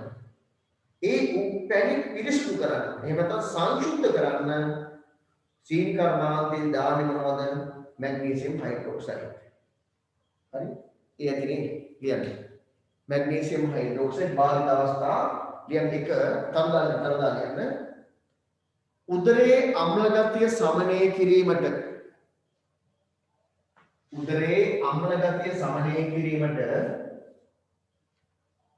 උදරයේ අම්ල ගතිය සමනය කිරීමට ප්‍රති අම්ලයක් ලෙස යොදා ගනී. උදරයේ අම්ල ගතිය සමනය කිරීමට ප්‍රති අම්ලයක් ලෙස යොදා ගනී. ප්‍රති අම්ලයක් ලෙස යොදා ගනී.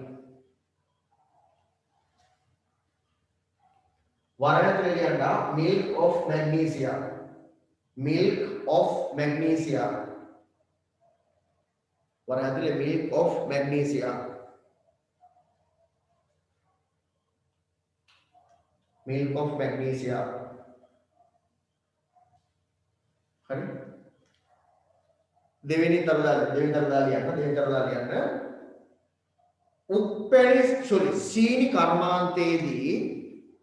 සීනි කර්මාන්තයේදී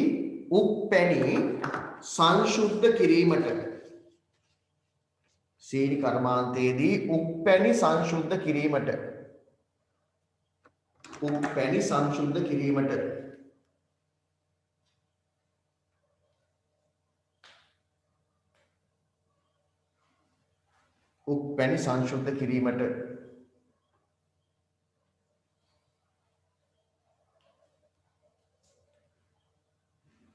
හරි. ඔන්න දැන් අපි ප්‍රධානම රසායනික සංයෝග දෙවර්ගයක් කතා කරලා ඉවර කරලා දරුවනේ අම්ල අවසන් කරා භස්ම අවසන් කරා. රයිට්. අපි යනවා තුන්වෙනි රසායනික සංයෝග වර්ගයට. ලියන මාතෘකාව ලවණ. තුන්වෙනි වර්ගයේ ලියන ලවණ.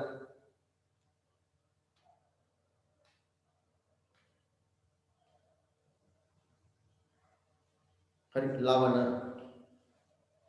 රයිට්. හොඳට බලන්න අපි දන්න හුරු පුරුදු සමීකරණයක් අපි ලියන්න යන්නේ. හරි අපි දන්න හොඳට හුරු පුරුදු සමීකරණයක් මම ලියන්නේ.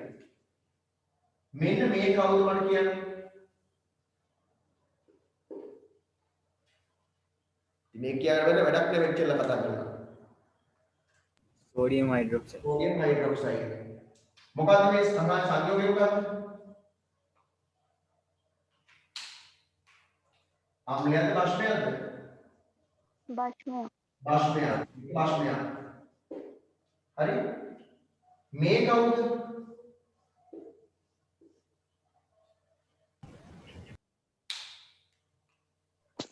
hydrogen chloride. හයිඩ්‍රොක්ලෝරික් මොකක්ද? අම්ලයක්. මේක අම්ලයක්. දන්න එකක් මේක අම්ලයක්. හරි. දැන් අම්ලයේකුයි භස්මයේකුයි ප්‍රතික්‍රියා කරනවා. මේ ප්‍රතික්‍රියා කරන දරුවනේ අම්ලයේකුයි භස්මයේකුයි. මේ අම්ලයේකුයි භස්මයේකුයි ප්‍රතික්‍රියා කරනකොට මේ බලන්න භස්මයේකුයි ප්‍රතික්‍රියා කරනකොට හරි මෙන්න මේ භස්මයේ ඉන්නවා මෙතන ඉන්නවා සෝඩියම් ධනායන. මෙතන මේ ඉන්නේ OH විනායන. මේකේ ඉන්නේ හයිඩ්‍රජන් ධනායනයි ක්ලෝරින් විනායන. හරි මේ දෙනගේ ජලීය ජාලයක් හදපුවම මේකේ ඉන්නවා සෝඩියම් ධනායනයි හයිඩ්‍රොක්සයිඩ් අයනයි මේකේ ඉන්නවා හයිඩ්‍රජන් ධනායනයි ක්ලෝරයිඩ් අයනයි. එතකොට මේ අම්ලයයි භස්මයයි ප්‍රතික්‍රියා කරනකොට අපිට බලන්න මෙන්න මේ අම්ලයේ ඉන්න හයිඩ්‍රජන් ධනායන හරි මේ අම්ලයේ ඉන්න හයිඩ්‍රජන් ධනායන එකක් වෙන්නත් පුළුවන් කීපයක් වෙන්නත් පුළුවන් ඒ මෙතන නැගින හයිඩ්‍රජන් ධනායන එකයි හයිඩ්‍රජන් ධනායන එකක් හෝ කිහිපයක් වෙන්න පුළුවන් මෙන්න මේ ධනායනයේ මගින් මොනවද කරනවද ප්‍රතිස්ථාපනය කරනවා ඉවත් කරනවා මෙන්න මේ ධනායනයේ මගින් අම්ලයේ ඉන්න හයිඩ්‍රජන් ධනායන ඉන්න එකක් හෝ කිහිපයක් එයා ප්‍රතිස්ථාපනය කරනවා ඉවත් කරාම මේ බලන්න මෙතන මේ අම්ලයේ ඉන්න හයිඩ්‍රජන් ඉවත් කරනවා මෙන්න මෙතන ඉන්න ක්ලෝරයිඩ් ඒ ක්ලෝරයිඩ් එක්කලා මෙන්න මේ ධනායනේ සම්බන්ධ වෙලා හැදෙනවා නවතම සංයෝගයක් sodium chloride. හරි.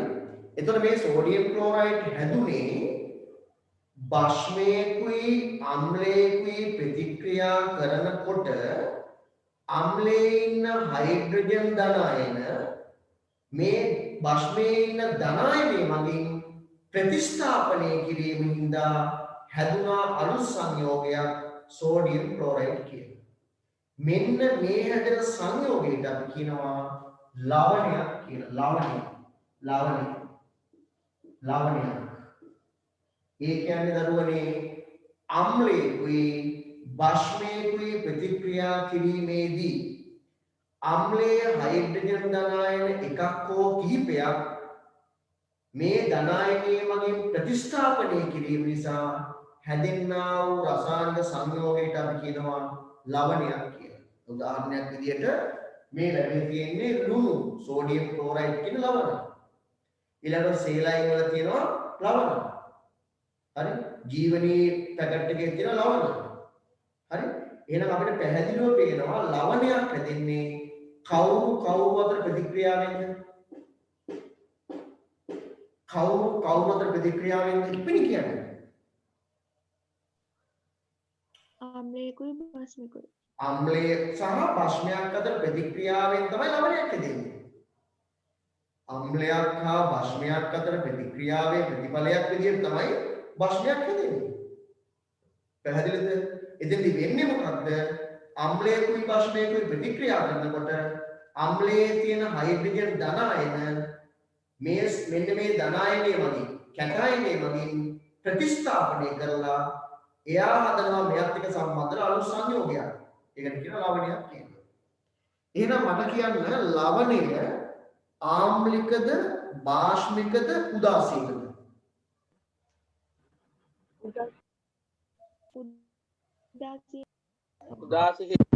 උදාසීනයි. ඔව්. එහෙම හිතෙන්න ඕන. මොකක් හරි උත්තරයක් හිතෙන්න ඕන. දැන් ඒකට උත්තරයක් හිතෙන්නේ නැත්නම් එතන පොඩි ප්‍රශ්නයක් තියෙනවා. කාටරි උත්තරයක් හිතෙන්න ඕන. මම අහුවා ලවණය ආම්ලිකද බාෂ්මික උදාසීනද කියලා. දැන් සමහර වෙලාවට විතර උදාසීනයි කියනවා. මතක තියාගන්න. ප්‍රබල අම්ලයේකුයි ප්‍රබල බෂ්මයේකුයි ප්‍රතික්‍රියා කරනවා. ඒ හැදෙන ලවණය උදාසීනයි. මේ බලන්න. මේක ප්‍රබල බෂ්මයක්, ප්‍රබල අම්ලයක්, මේ දෙන්න ප්‍රතික්‍රියා කරලා ලැබෙන්නේ සෝඩියම් ක්ලෝරයිඩ් ලවණය. ඇත්තට මේක උදාසීනයි. නමුත් මෙහෙම වෙන්න පුළුවන්. ප්‍රබල බෂ්මයේකුයි දුබල අම්ලයේකුයි අන්න. එහෙම ප්‍රතික්‍රියා කරොත් එහෙම නැත්නම් දුබල අම්ලයේකුයි ප්‍රබල බෂ්මයේකුයි එහෙම ප්‍රතික්‍රියා කරොත් එම ලැබෙන ලවණය උදාසීන වෙන්නේ නැහැ. එක්කෝ ඒ ලවණය ආම්ලිකයි, එක්කෝ ඒ ලවණය බාෂ්මිකයි. එහෙනම් මතක තියාගන්න ලවණ සෑදෙනකොට ලවණ හැදෙන්නේ අම්ල හා බෂ්ම අතර ප්‍රතික්‍රියාවෙන්. ඒ ප්‍රතික්‍රියාවට සහභාගී වෙන අම්ලයේ සහ බෂ්මේ ප්‍රබලතාවයේ අනුව තමයි ඒ ලවණය ආම්ලිකද බාෂ්මිකද කියන තීරණය වෙන්නේ. හැබැයි මතක කරගන්න එපා ප්‍රබල අම්ලයේකුයි ප්‍රබල බෂ්මයේකුයි ප්‍රතික්‍රියා කළොත් තමයි අනිවාර්යෙන් හැදෙන්නේ උදාසීන ලවණයක්. උදාසීන ලවණයක්. හරි? ලියන්න ගන්නේ මාතෘකාව ලවණ. හරි? ලියන්න යන්නේ ලවණ ලියන්නේ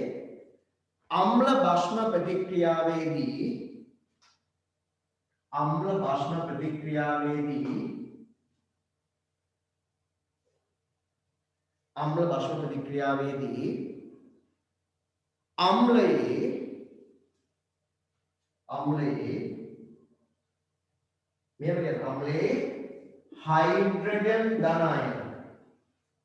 අම්ලයේ හයිඩ්‍රජන් ධනායන එකක් හෝ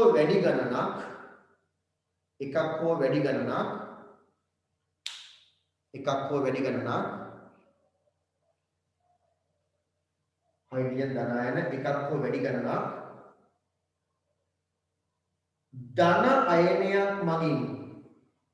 ධන අයනයක් මගින්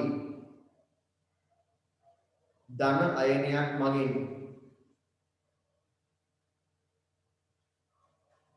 ධන අයනයක් මගින් ප්‍රතිස්ථාපනය වීමෙන් සෑදෙන සංයෝග ධන අයනයක් මගින් ප්‍රතිස්ථාපනය වීමෙන් සෑදෙන සංයෝග ධන අයනයක් මගින් ප්‍රතිස්ථාපනය වීමෙන් සෑදෙන සංයෝග ප්‍රතිස්ථාපනය වීමෙන් සෑදෙන සංයෝග ලවණ ලෙස හැඳින්වේ. ලවණ ලෙස හැඳින්වේ. ලවණ ලෙස හැඳින්වේ. ලවණ ලෙස හැඳින්වේ.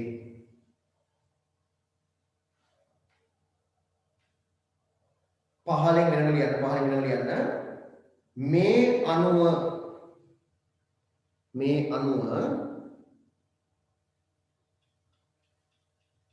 ලවණ සෑදෙන්නේ මේ අණුව ලවණ සෑදෙන්නේ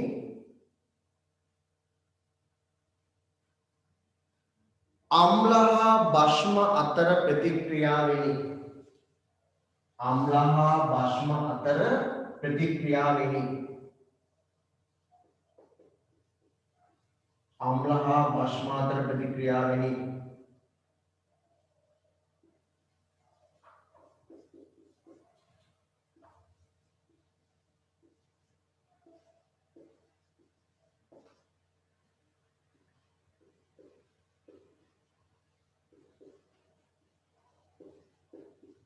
උදාහරණ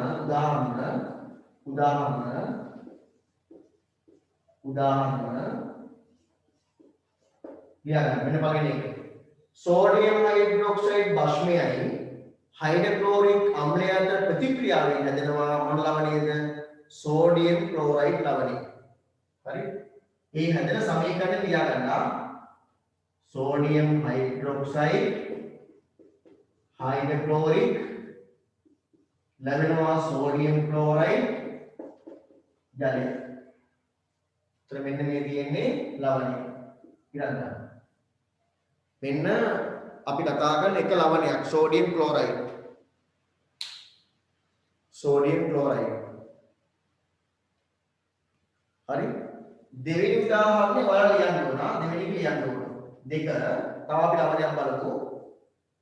पोटेशियम हाइड्रोक्साइड භස්මයයි භස්මය සහ हाइड्रोक्लोरिक आम्लය අතර ප්‍රතික්‍රියාවෙන් ස්ථරක් ලවණය සෑදේ. හරි?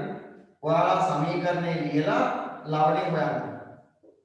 पोटेशियम हाइड्रोक्साइड हाइड्रोक्लोरिक ඉස්සර සමීකරණය ලියන්න. සමීකරණය ලියලා ලවණය මොකක්ද කියලා මට කියන්න ටක් ගාලා.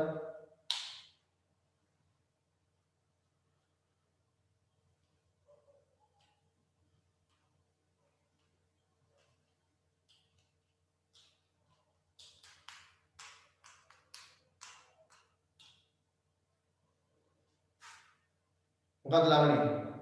पोटेशियम हाइड्रोक्साइड භස්මයයි हाइड्रोक्लोरिक අම්ලය ප්‍රතික්‍රියා කරනකොට ලැබෙන ලවණය මොකක්ද?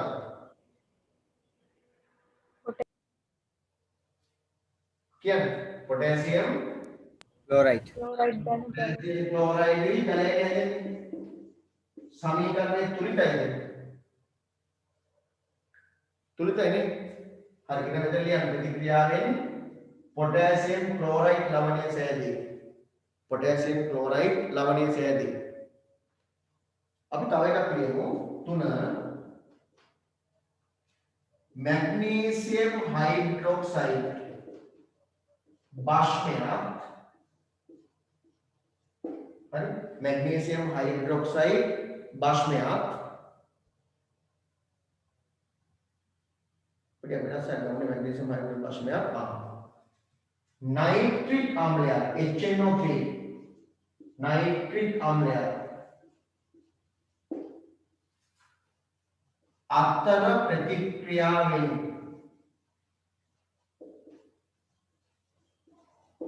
ඉස්තනක් ලවණය සෑදෙන. දැන් ඔයාලා සමීකරණය ලියලා හොයන්න බලන්න ලවණය. ඉතින් තියෙනවනේ.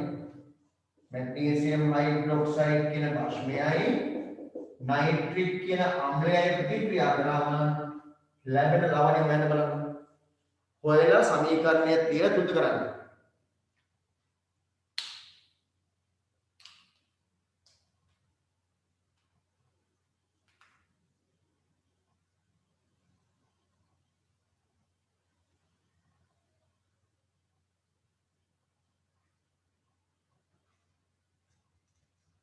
හරි?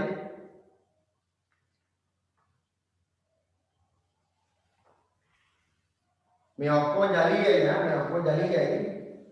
මේ ඔක්කොම ජලීයයි මේක ද්‍රව. හරි. හරිද මේ ගිලිවර? මොකක්ද ලැබෙන ලවණි?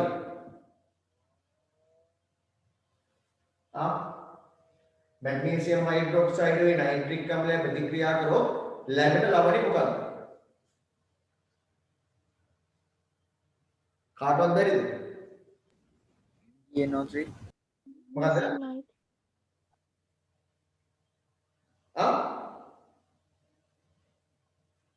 magnesium nitrate. Magnesium nitrate, very good. Magnesium nitrate, අන්න හරි. කොහොමද magnesium nitrate ලියන්නේ? Magnesium nitrate NO3 මෙහෙම නේද? පිට ඇදෙනවා ජලය. එහෙනම් මෙතන හැදෙනවා magnesium nitrate. Magnesium nitrate. සමීකරණයේ තුලිත කරන්න බලන්න තුලිත කරන්න. समीकरण तुलित करने वाला समीकरण तुलित करने वाला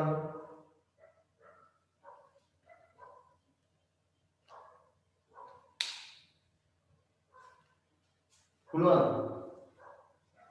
මේ බලන්න මේ පැත්තේ නයිට්‍රේට් කීයක් තියෙනවද? නයිට්‍රේට් කියන්නේ නයිට්‍රජන් 2යි ඔක්සිජන් 6යි තියෙනවා නේද? ඔක්සිජන් 6ක් කරන්න නම් කියන්නේ මේ පැත්තේ ඔක්සිජන් 2යි තියෙන්නේ. අර පැත්තේ ඔක්සිජන් 3 වරක් 2 6 1 7යි. මෙතනින් අපි දෙකක් දාන්න බලන්න. මෙතන දෙකක් දාන්න. ඔතන දෙකක් දාන්න හැටි ඔක්සිජන් එනවා 3 වරක් 2 6 2යි 8ක්. එහෙනම් මෙතන දෙකක් දාන්න බලන්න. 3 වරක් 2 6 2 8යි. සමීකරණ තුලයි. ඔතන බලන්න. හරිද වැඩේ? මේ සමීකරණය අපිට හම්බෙලාම නැහැ. හරි මේ අම්ලයයි මේ භස්මයයි ප්‍රතික්‍රියා කරලා ලැබෙන මැග්නීසියම් නයිට්‍රේට්. Magnesium nitrate. එහෙනම් දැන් මට ලවණ තුනකට නම් කියන්නකෝ. ලවණ තුනකට නම් කියන්නකෝ. Sodium chloride, potassium chloride, right magnesium nitrate magnesium nitrate. හරි. එතකොට සෝඩියම් හයිඩ්‍රොක්සයිඩ් එක හයිඩ්‍රොක්ලෝරික් ප්‍රතික්‍රියා කරාම sodium chloride. Potassium hydroxide hydrochloric ප්‍රතික්‍රියා කරාම potassium chloride. Magnesium hydroxide nitrate ප්‍රතික්‍රියා කරාම මැග්නීසියම් නයිට්‍රේට්. අන්න අම්ල භස්ම අතර ප්‍රතික්‍රියාවෙන් තමයි හැදෙන්නේ මොනවද? ලවණ. හරි. එතකොට මෙන්න මේ වගේ ප්‍රබල අම්ලයකුයි ප්‍රබල භස්මයක ප්‍රතික්‍රියා කරලා මේ වගේ ලවණයක් හැදුනොත් ඒ ලවණය අනිවාර්යෙන් උදාසීනයි. අනිත් ලවණ ඒ ලවණය හැදෙන්න හේතු වෙන අම්ලයයි භස්මයයි අනුව තමයි අනිත් ලවණ තීරණය වෙන්නේ. සමහර ලවණ ආම්ලිකයි, සමහර ඒවා භාෂ්මිකයි. තරවදාලිය. प्रबल अम्ल प्रबल भस्म प्रबल अम्ल प्रबल भस्म प्रबल अम्ल प्रबल भस्म प्रतिक्रियावें सෑදෙන प्रबल अम्ल प्रबल भस्म प्रतिक्रियावें सෑදෙන प्रबल अम्ल प्रबल भस्म प्रतिक्रियावें सෑදෙන लवण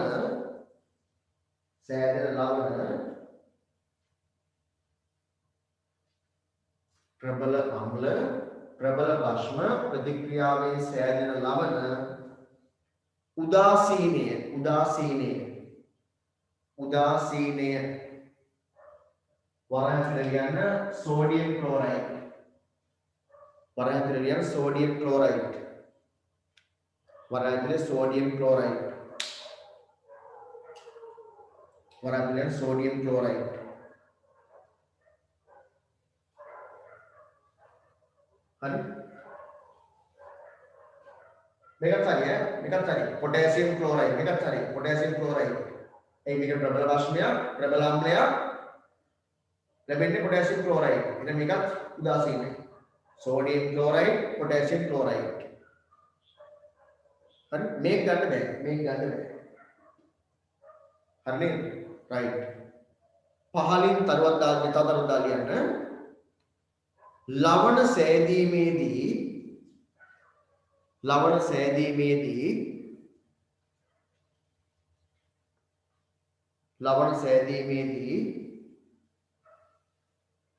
ප්‍රතික්‍රියාවට සහභාගී වන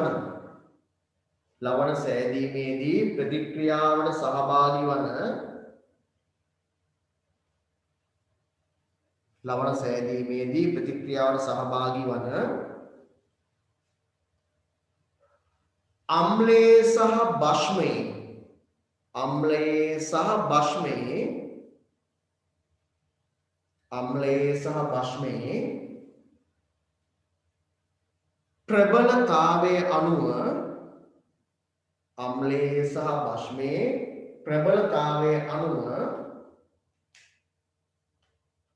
සහ භෂ්මයේ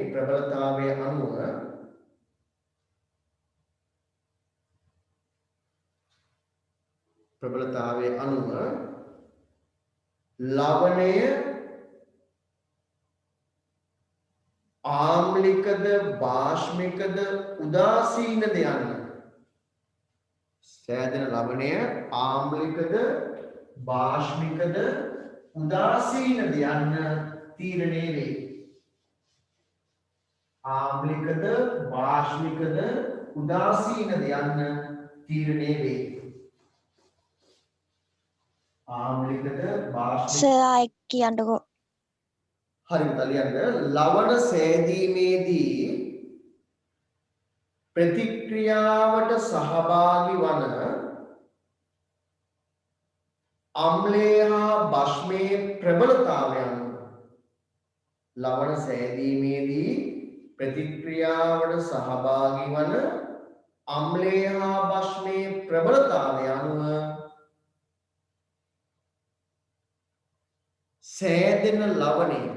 සෑදෙන ලවණය ආම්ලිකද භාෂ්මිකද උදාසීනද යන්න තීරණය වේ. ආම්ලිකද භාෂ්මිකද උදාසීනද යන්න තීරණය වේ. ආම්ලිකද භාෂ්මිකද උදාසීනද යන්න තීරණය වේ. හරි ආම්ලිකද යන්න භාෂ්මිකද යන්න උදාසීන තීරණය වෙන්නේ ඒ ප්‍රතික්‍රියාව සහභාගී වෙන අම්ලය හා භාෂ්මයේ ප්‍රබලතාවය අනුව.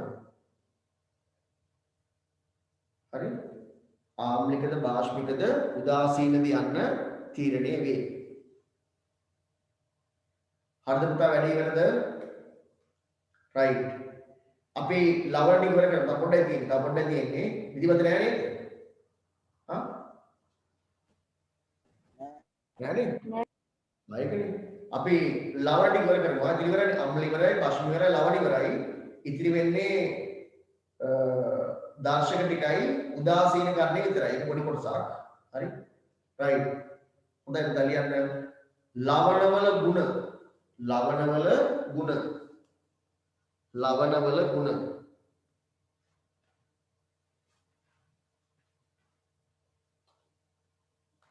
හරි දැන් හොඳ කල්පනා කරලා මට කියන්න ලුණු කියන්නේ ලවණයක්.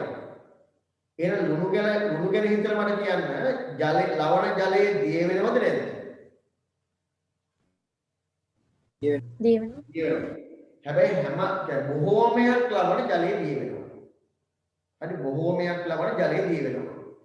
ලුණු ගැනම හිතලා මට කියන්න ඒක සාමාන්‍යයෙන් ලවණය කොයි වගේද යන්නේ? කියන්නේ ස්වභාවයෙන් පවතින කොයි වගේද? ඝන on right. පටික ඝන කැටයක් නේද? කැටනේ තියෙන්නේ. ඔව් දැන් කොපර් සල්ෆේට් ඝන කැට.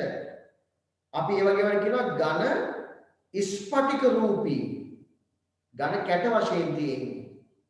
ලුණු ගැන හිතලා මට කියන්න ද්‍රව කරන්න රත් කළ යුතු උෂ්ණත්වයේ හෙවත් ද්‍රවාංකය ඉහළද පහළද?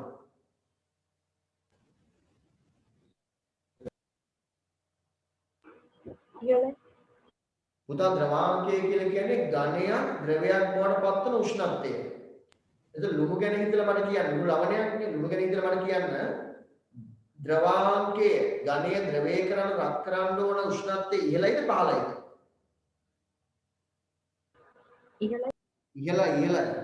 ඉහළයි. එහෙනම් මතක තියාගන්න ලවණවල ද්‍රවාංකය හා තාපාංකය. ඒ කියන්නේ ඝනයක් ද්‍රවයක් කරන්නත් ද්‍රවයක් වායුවක් කරන්නත් රත් කළ යුතු උෂ්ණත්වය ඉතාමත් ඉහළයි. අයි පොදුවේ කියනවා ද්‍රවාංක තාපාංක ඉහළයි. එහෙනම් ලවණවල තියෙන ගුණ තමයි ලවණ බොහෝමයක් ජලයේ දිය වෙනවා. පවතින්නේ ස්පටික රූපී ඝන සංයෝග වශයෙන් ඒ වගේම ද්‍රවාංකය හා තාපාංකය ඉහළයි. ලියන්න පුතා ලවණවල ගුණ හරි තරුදල් පහළ ලියන්න බොහෝමයක් ජලයේ දිය වේ. බොහෝමයක් ජලයේ දිය වේ. බොහෝමයක් ජලයේ දිය වේ. බොහෝමයක් ජලයේ දිය වේ.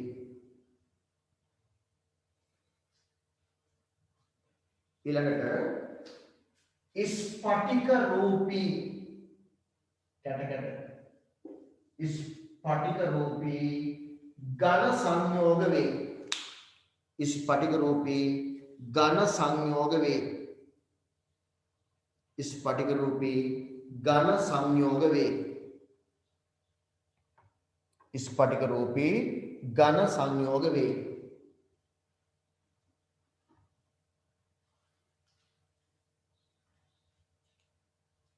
ස්පටික රූපී ඝන සංයෝග වේ. ඊළඟට ද්‍රවාංකය හා තාපාංකය ඉහළය. ද්‍රවාංකය හා තාපාංකය ඉහළය. ද්‍රවාංකය හා තාපාංකය ඉහළය. ද්‍රවාංකය හා තාපාංකය ඉහළය.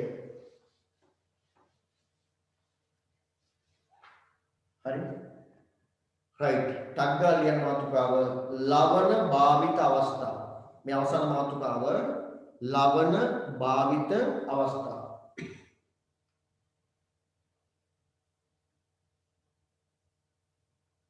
ලවණ භාවිත අවස්ථා.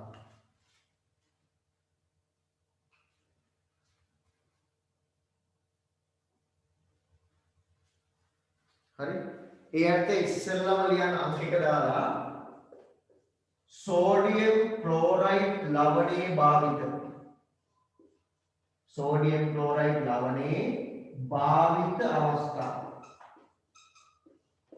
සෝඩියම් ක්ලෝරයිඩ් ලවණයේ භාවිත අවස්ථා. දවල් දන්නවා සෝඩියම් ක්ලෝරයිඩ් කියන්නේ ලුණු. ටංගල කියන්නේ භාවිත අවස්ථාවක්.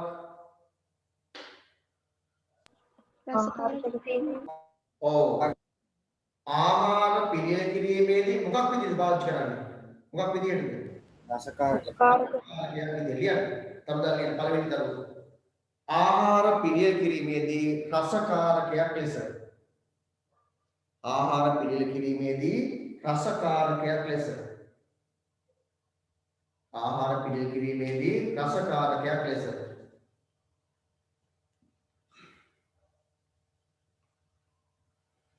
හරි ඊළඟට මට කියන්න මේ ලුණු සෝඩියම් ක්ලෝරයිඩ් ලුණුනේ ආහාර කල් තබා ගන්න පාවිච්චි කරනවා නේද? ඔව් ආහාර කල් තබා ගන්න පාවිච්චි කරනකොට ඒකට කියන්නේ මොන ද්‍රව්‍යයක් විදිහට කියන්නේ අපි? පරිරක්ෂක ද්‍රව්‍ය. පරිරක්ෂකයක් ලෙස අන්න හරි. පරිරක්ෂකයක් ලෙස ලියන්න දෙවෙනි එක. දෙතරදා ලියන්න. ආහාර කල්තබා ගැනීමේදී පරිරක්ෂණ කාරකයක් එහෙම කියන්නේ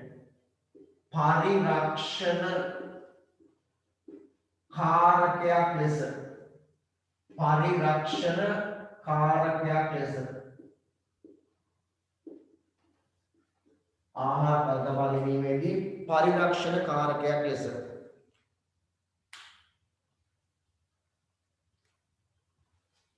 හරි පරිරක්ෂණ කාරකයක් ලෙස හරි ඊට අමතරව ඔය මේ සෝඩියම් ක්ලෝරයිඩ් කියන්නේ ලුණු විද්‍යුත් විච්ඡේදනය කරාම හදාගන්න පුළුවන් කෝස්ටික් සෝඩා හේවත් සෝඩියම් හයිඩ්‍රොක්සයිඩ් එනලියට තුන්වෙනි එක සෝඩියම් හයිඩ්‍රොක්සයිඩ් නිපද වීමට සෝඩියම් හයිඩ්‍රොක්සයිඩ් නිපද වීමට සෝඩියම්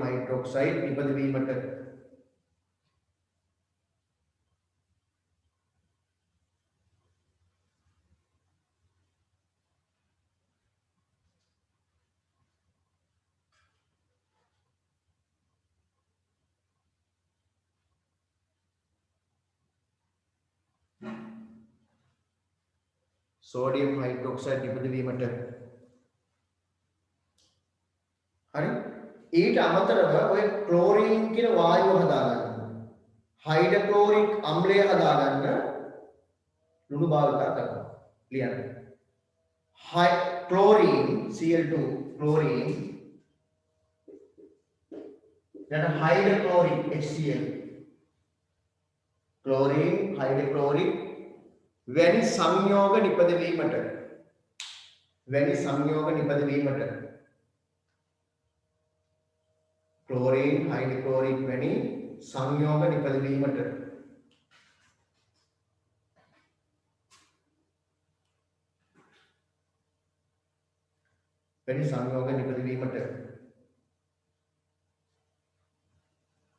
හරි ආගන්න ඊට අමතරව ඔය මේ හම් වර්ග තියෙන්නේ දැන් ඔය මේ හරකුන්ගෙන් ගන්න හම් තියෙනවා සත්තුන්ගෙන් ගන්න හම් වර්ග තියෙනවා මේ හම් වලින් බාට හදන්න පෙරේව පදම් කරන්න ඒ හම් පදම් කරන්න ලුණු දාන්න සෝඩියම් ක්ලෝරයිඩ් දාන්න ක්ලියර් සම්පදම් කිරීමට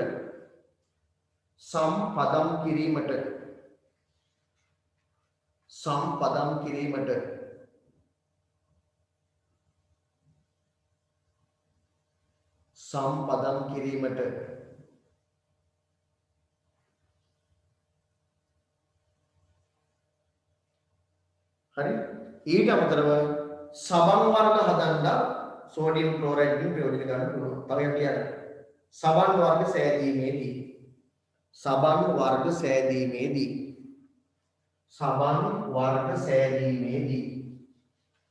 ඔය අපි කතා කරේ සෝඩියම් ක්ලෝරයිඩ් ලවණේ භාවිත අවස්ථා. අවසාන එක ලියන්න 2 කොපර් සල්ෆේට් ලවණේ භාවිත.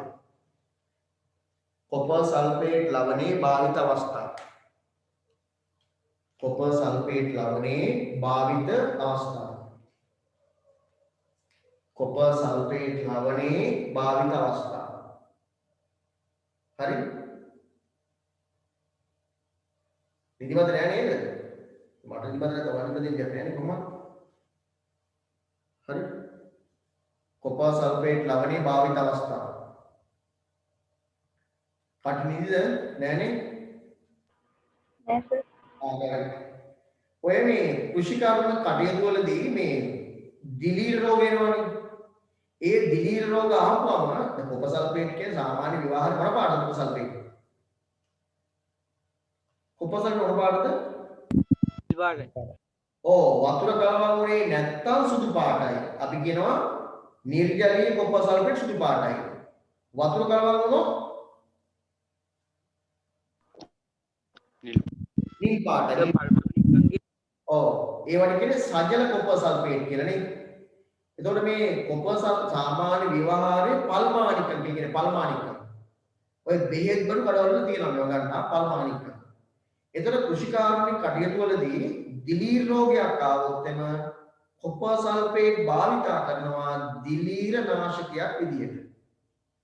ඊට අමතරව ඔයාලට මතකද මේ ජීව රසායනික පදනමවලදී කතා කරා බෙනඩික් පරීක්ෂාව, ෆේලින් පරීක්ෂාව නේද? අන්නේ බෙනඩික් වගේ ෆේලින් වගේ රසායනික ප්‍රතිකාර හදන්නේ කොපර් සල්ෆේට් අරගෙන. ඒ වගේම සායම් කර්මාන්තයේදී කොපර් සල්ෆේට් පාවිච්චි කරනවා.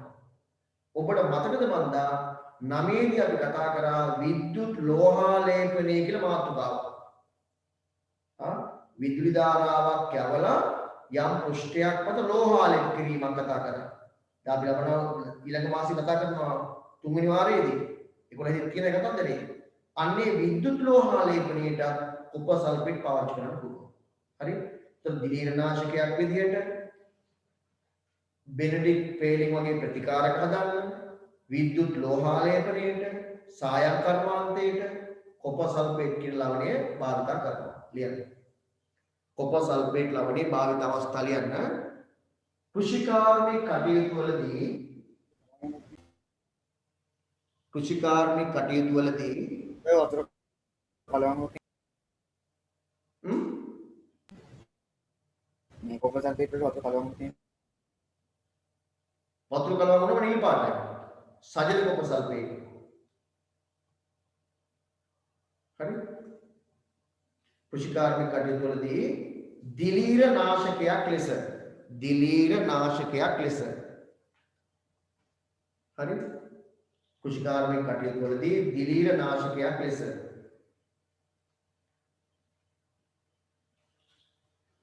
දෙවෙනි එක තවදා ලියන්න බෙනඩික්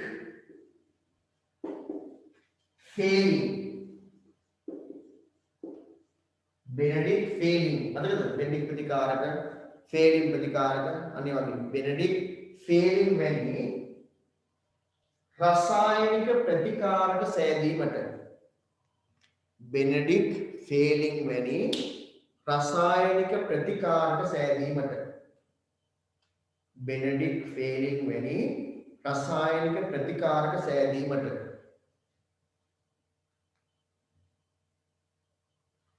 බෙනඩික් ෆේලින් වැනි රසායනික ප්‍රතිකාරක සෑදීමට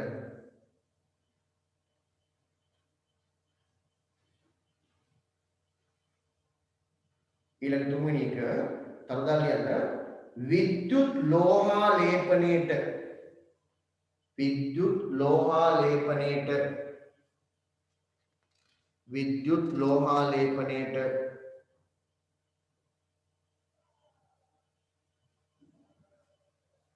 විද්‍යුත් ලෝහාලේපනයේට ඊළඟ ලියන්න සායම්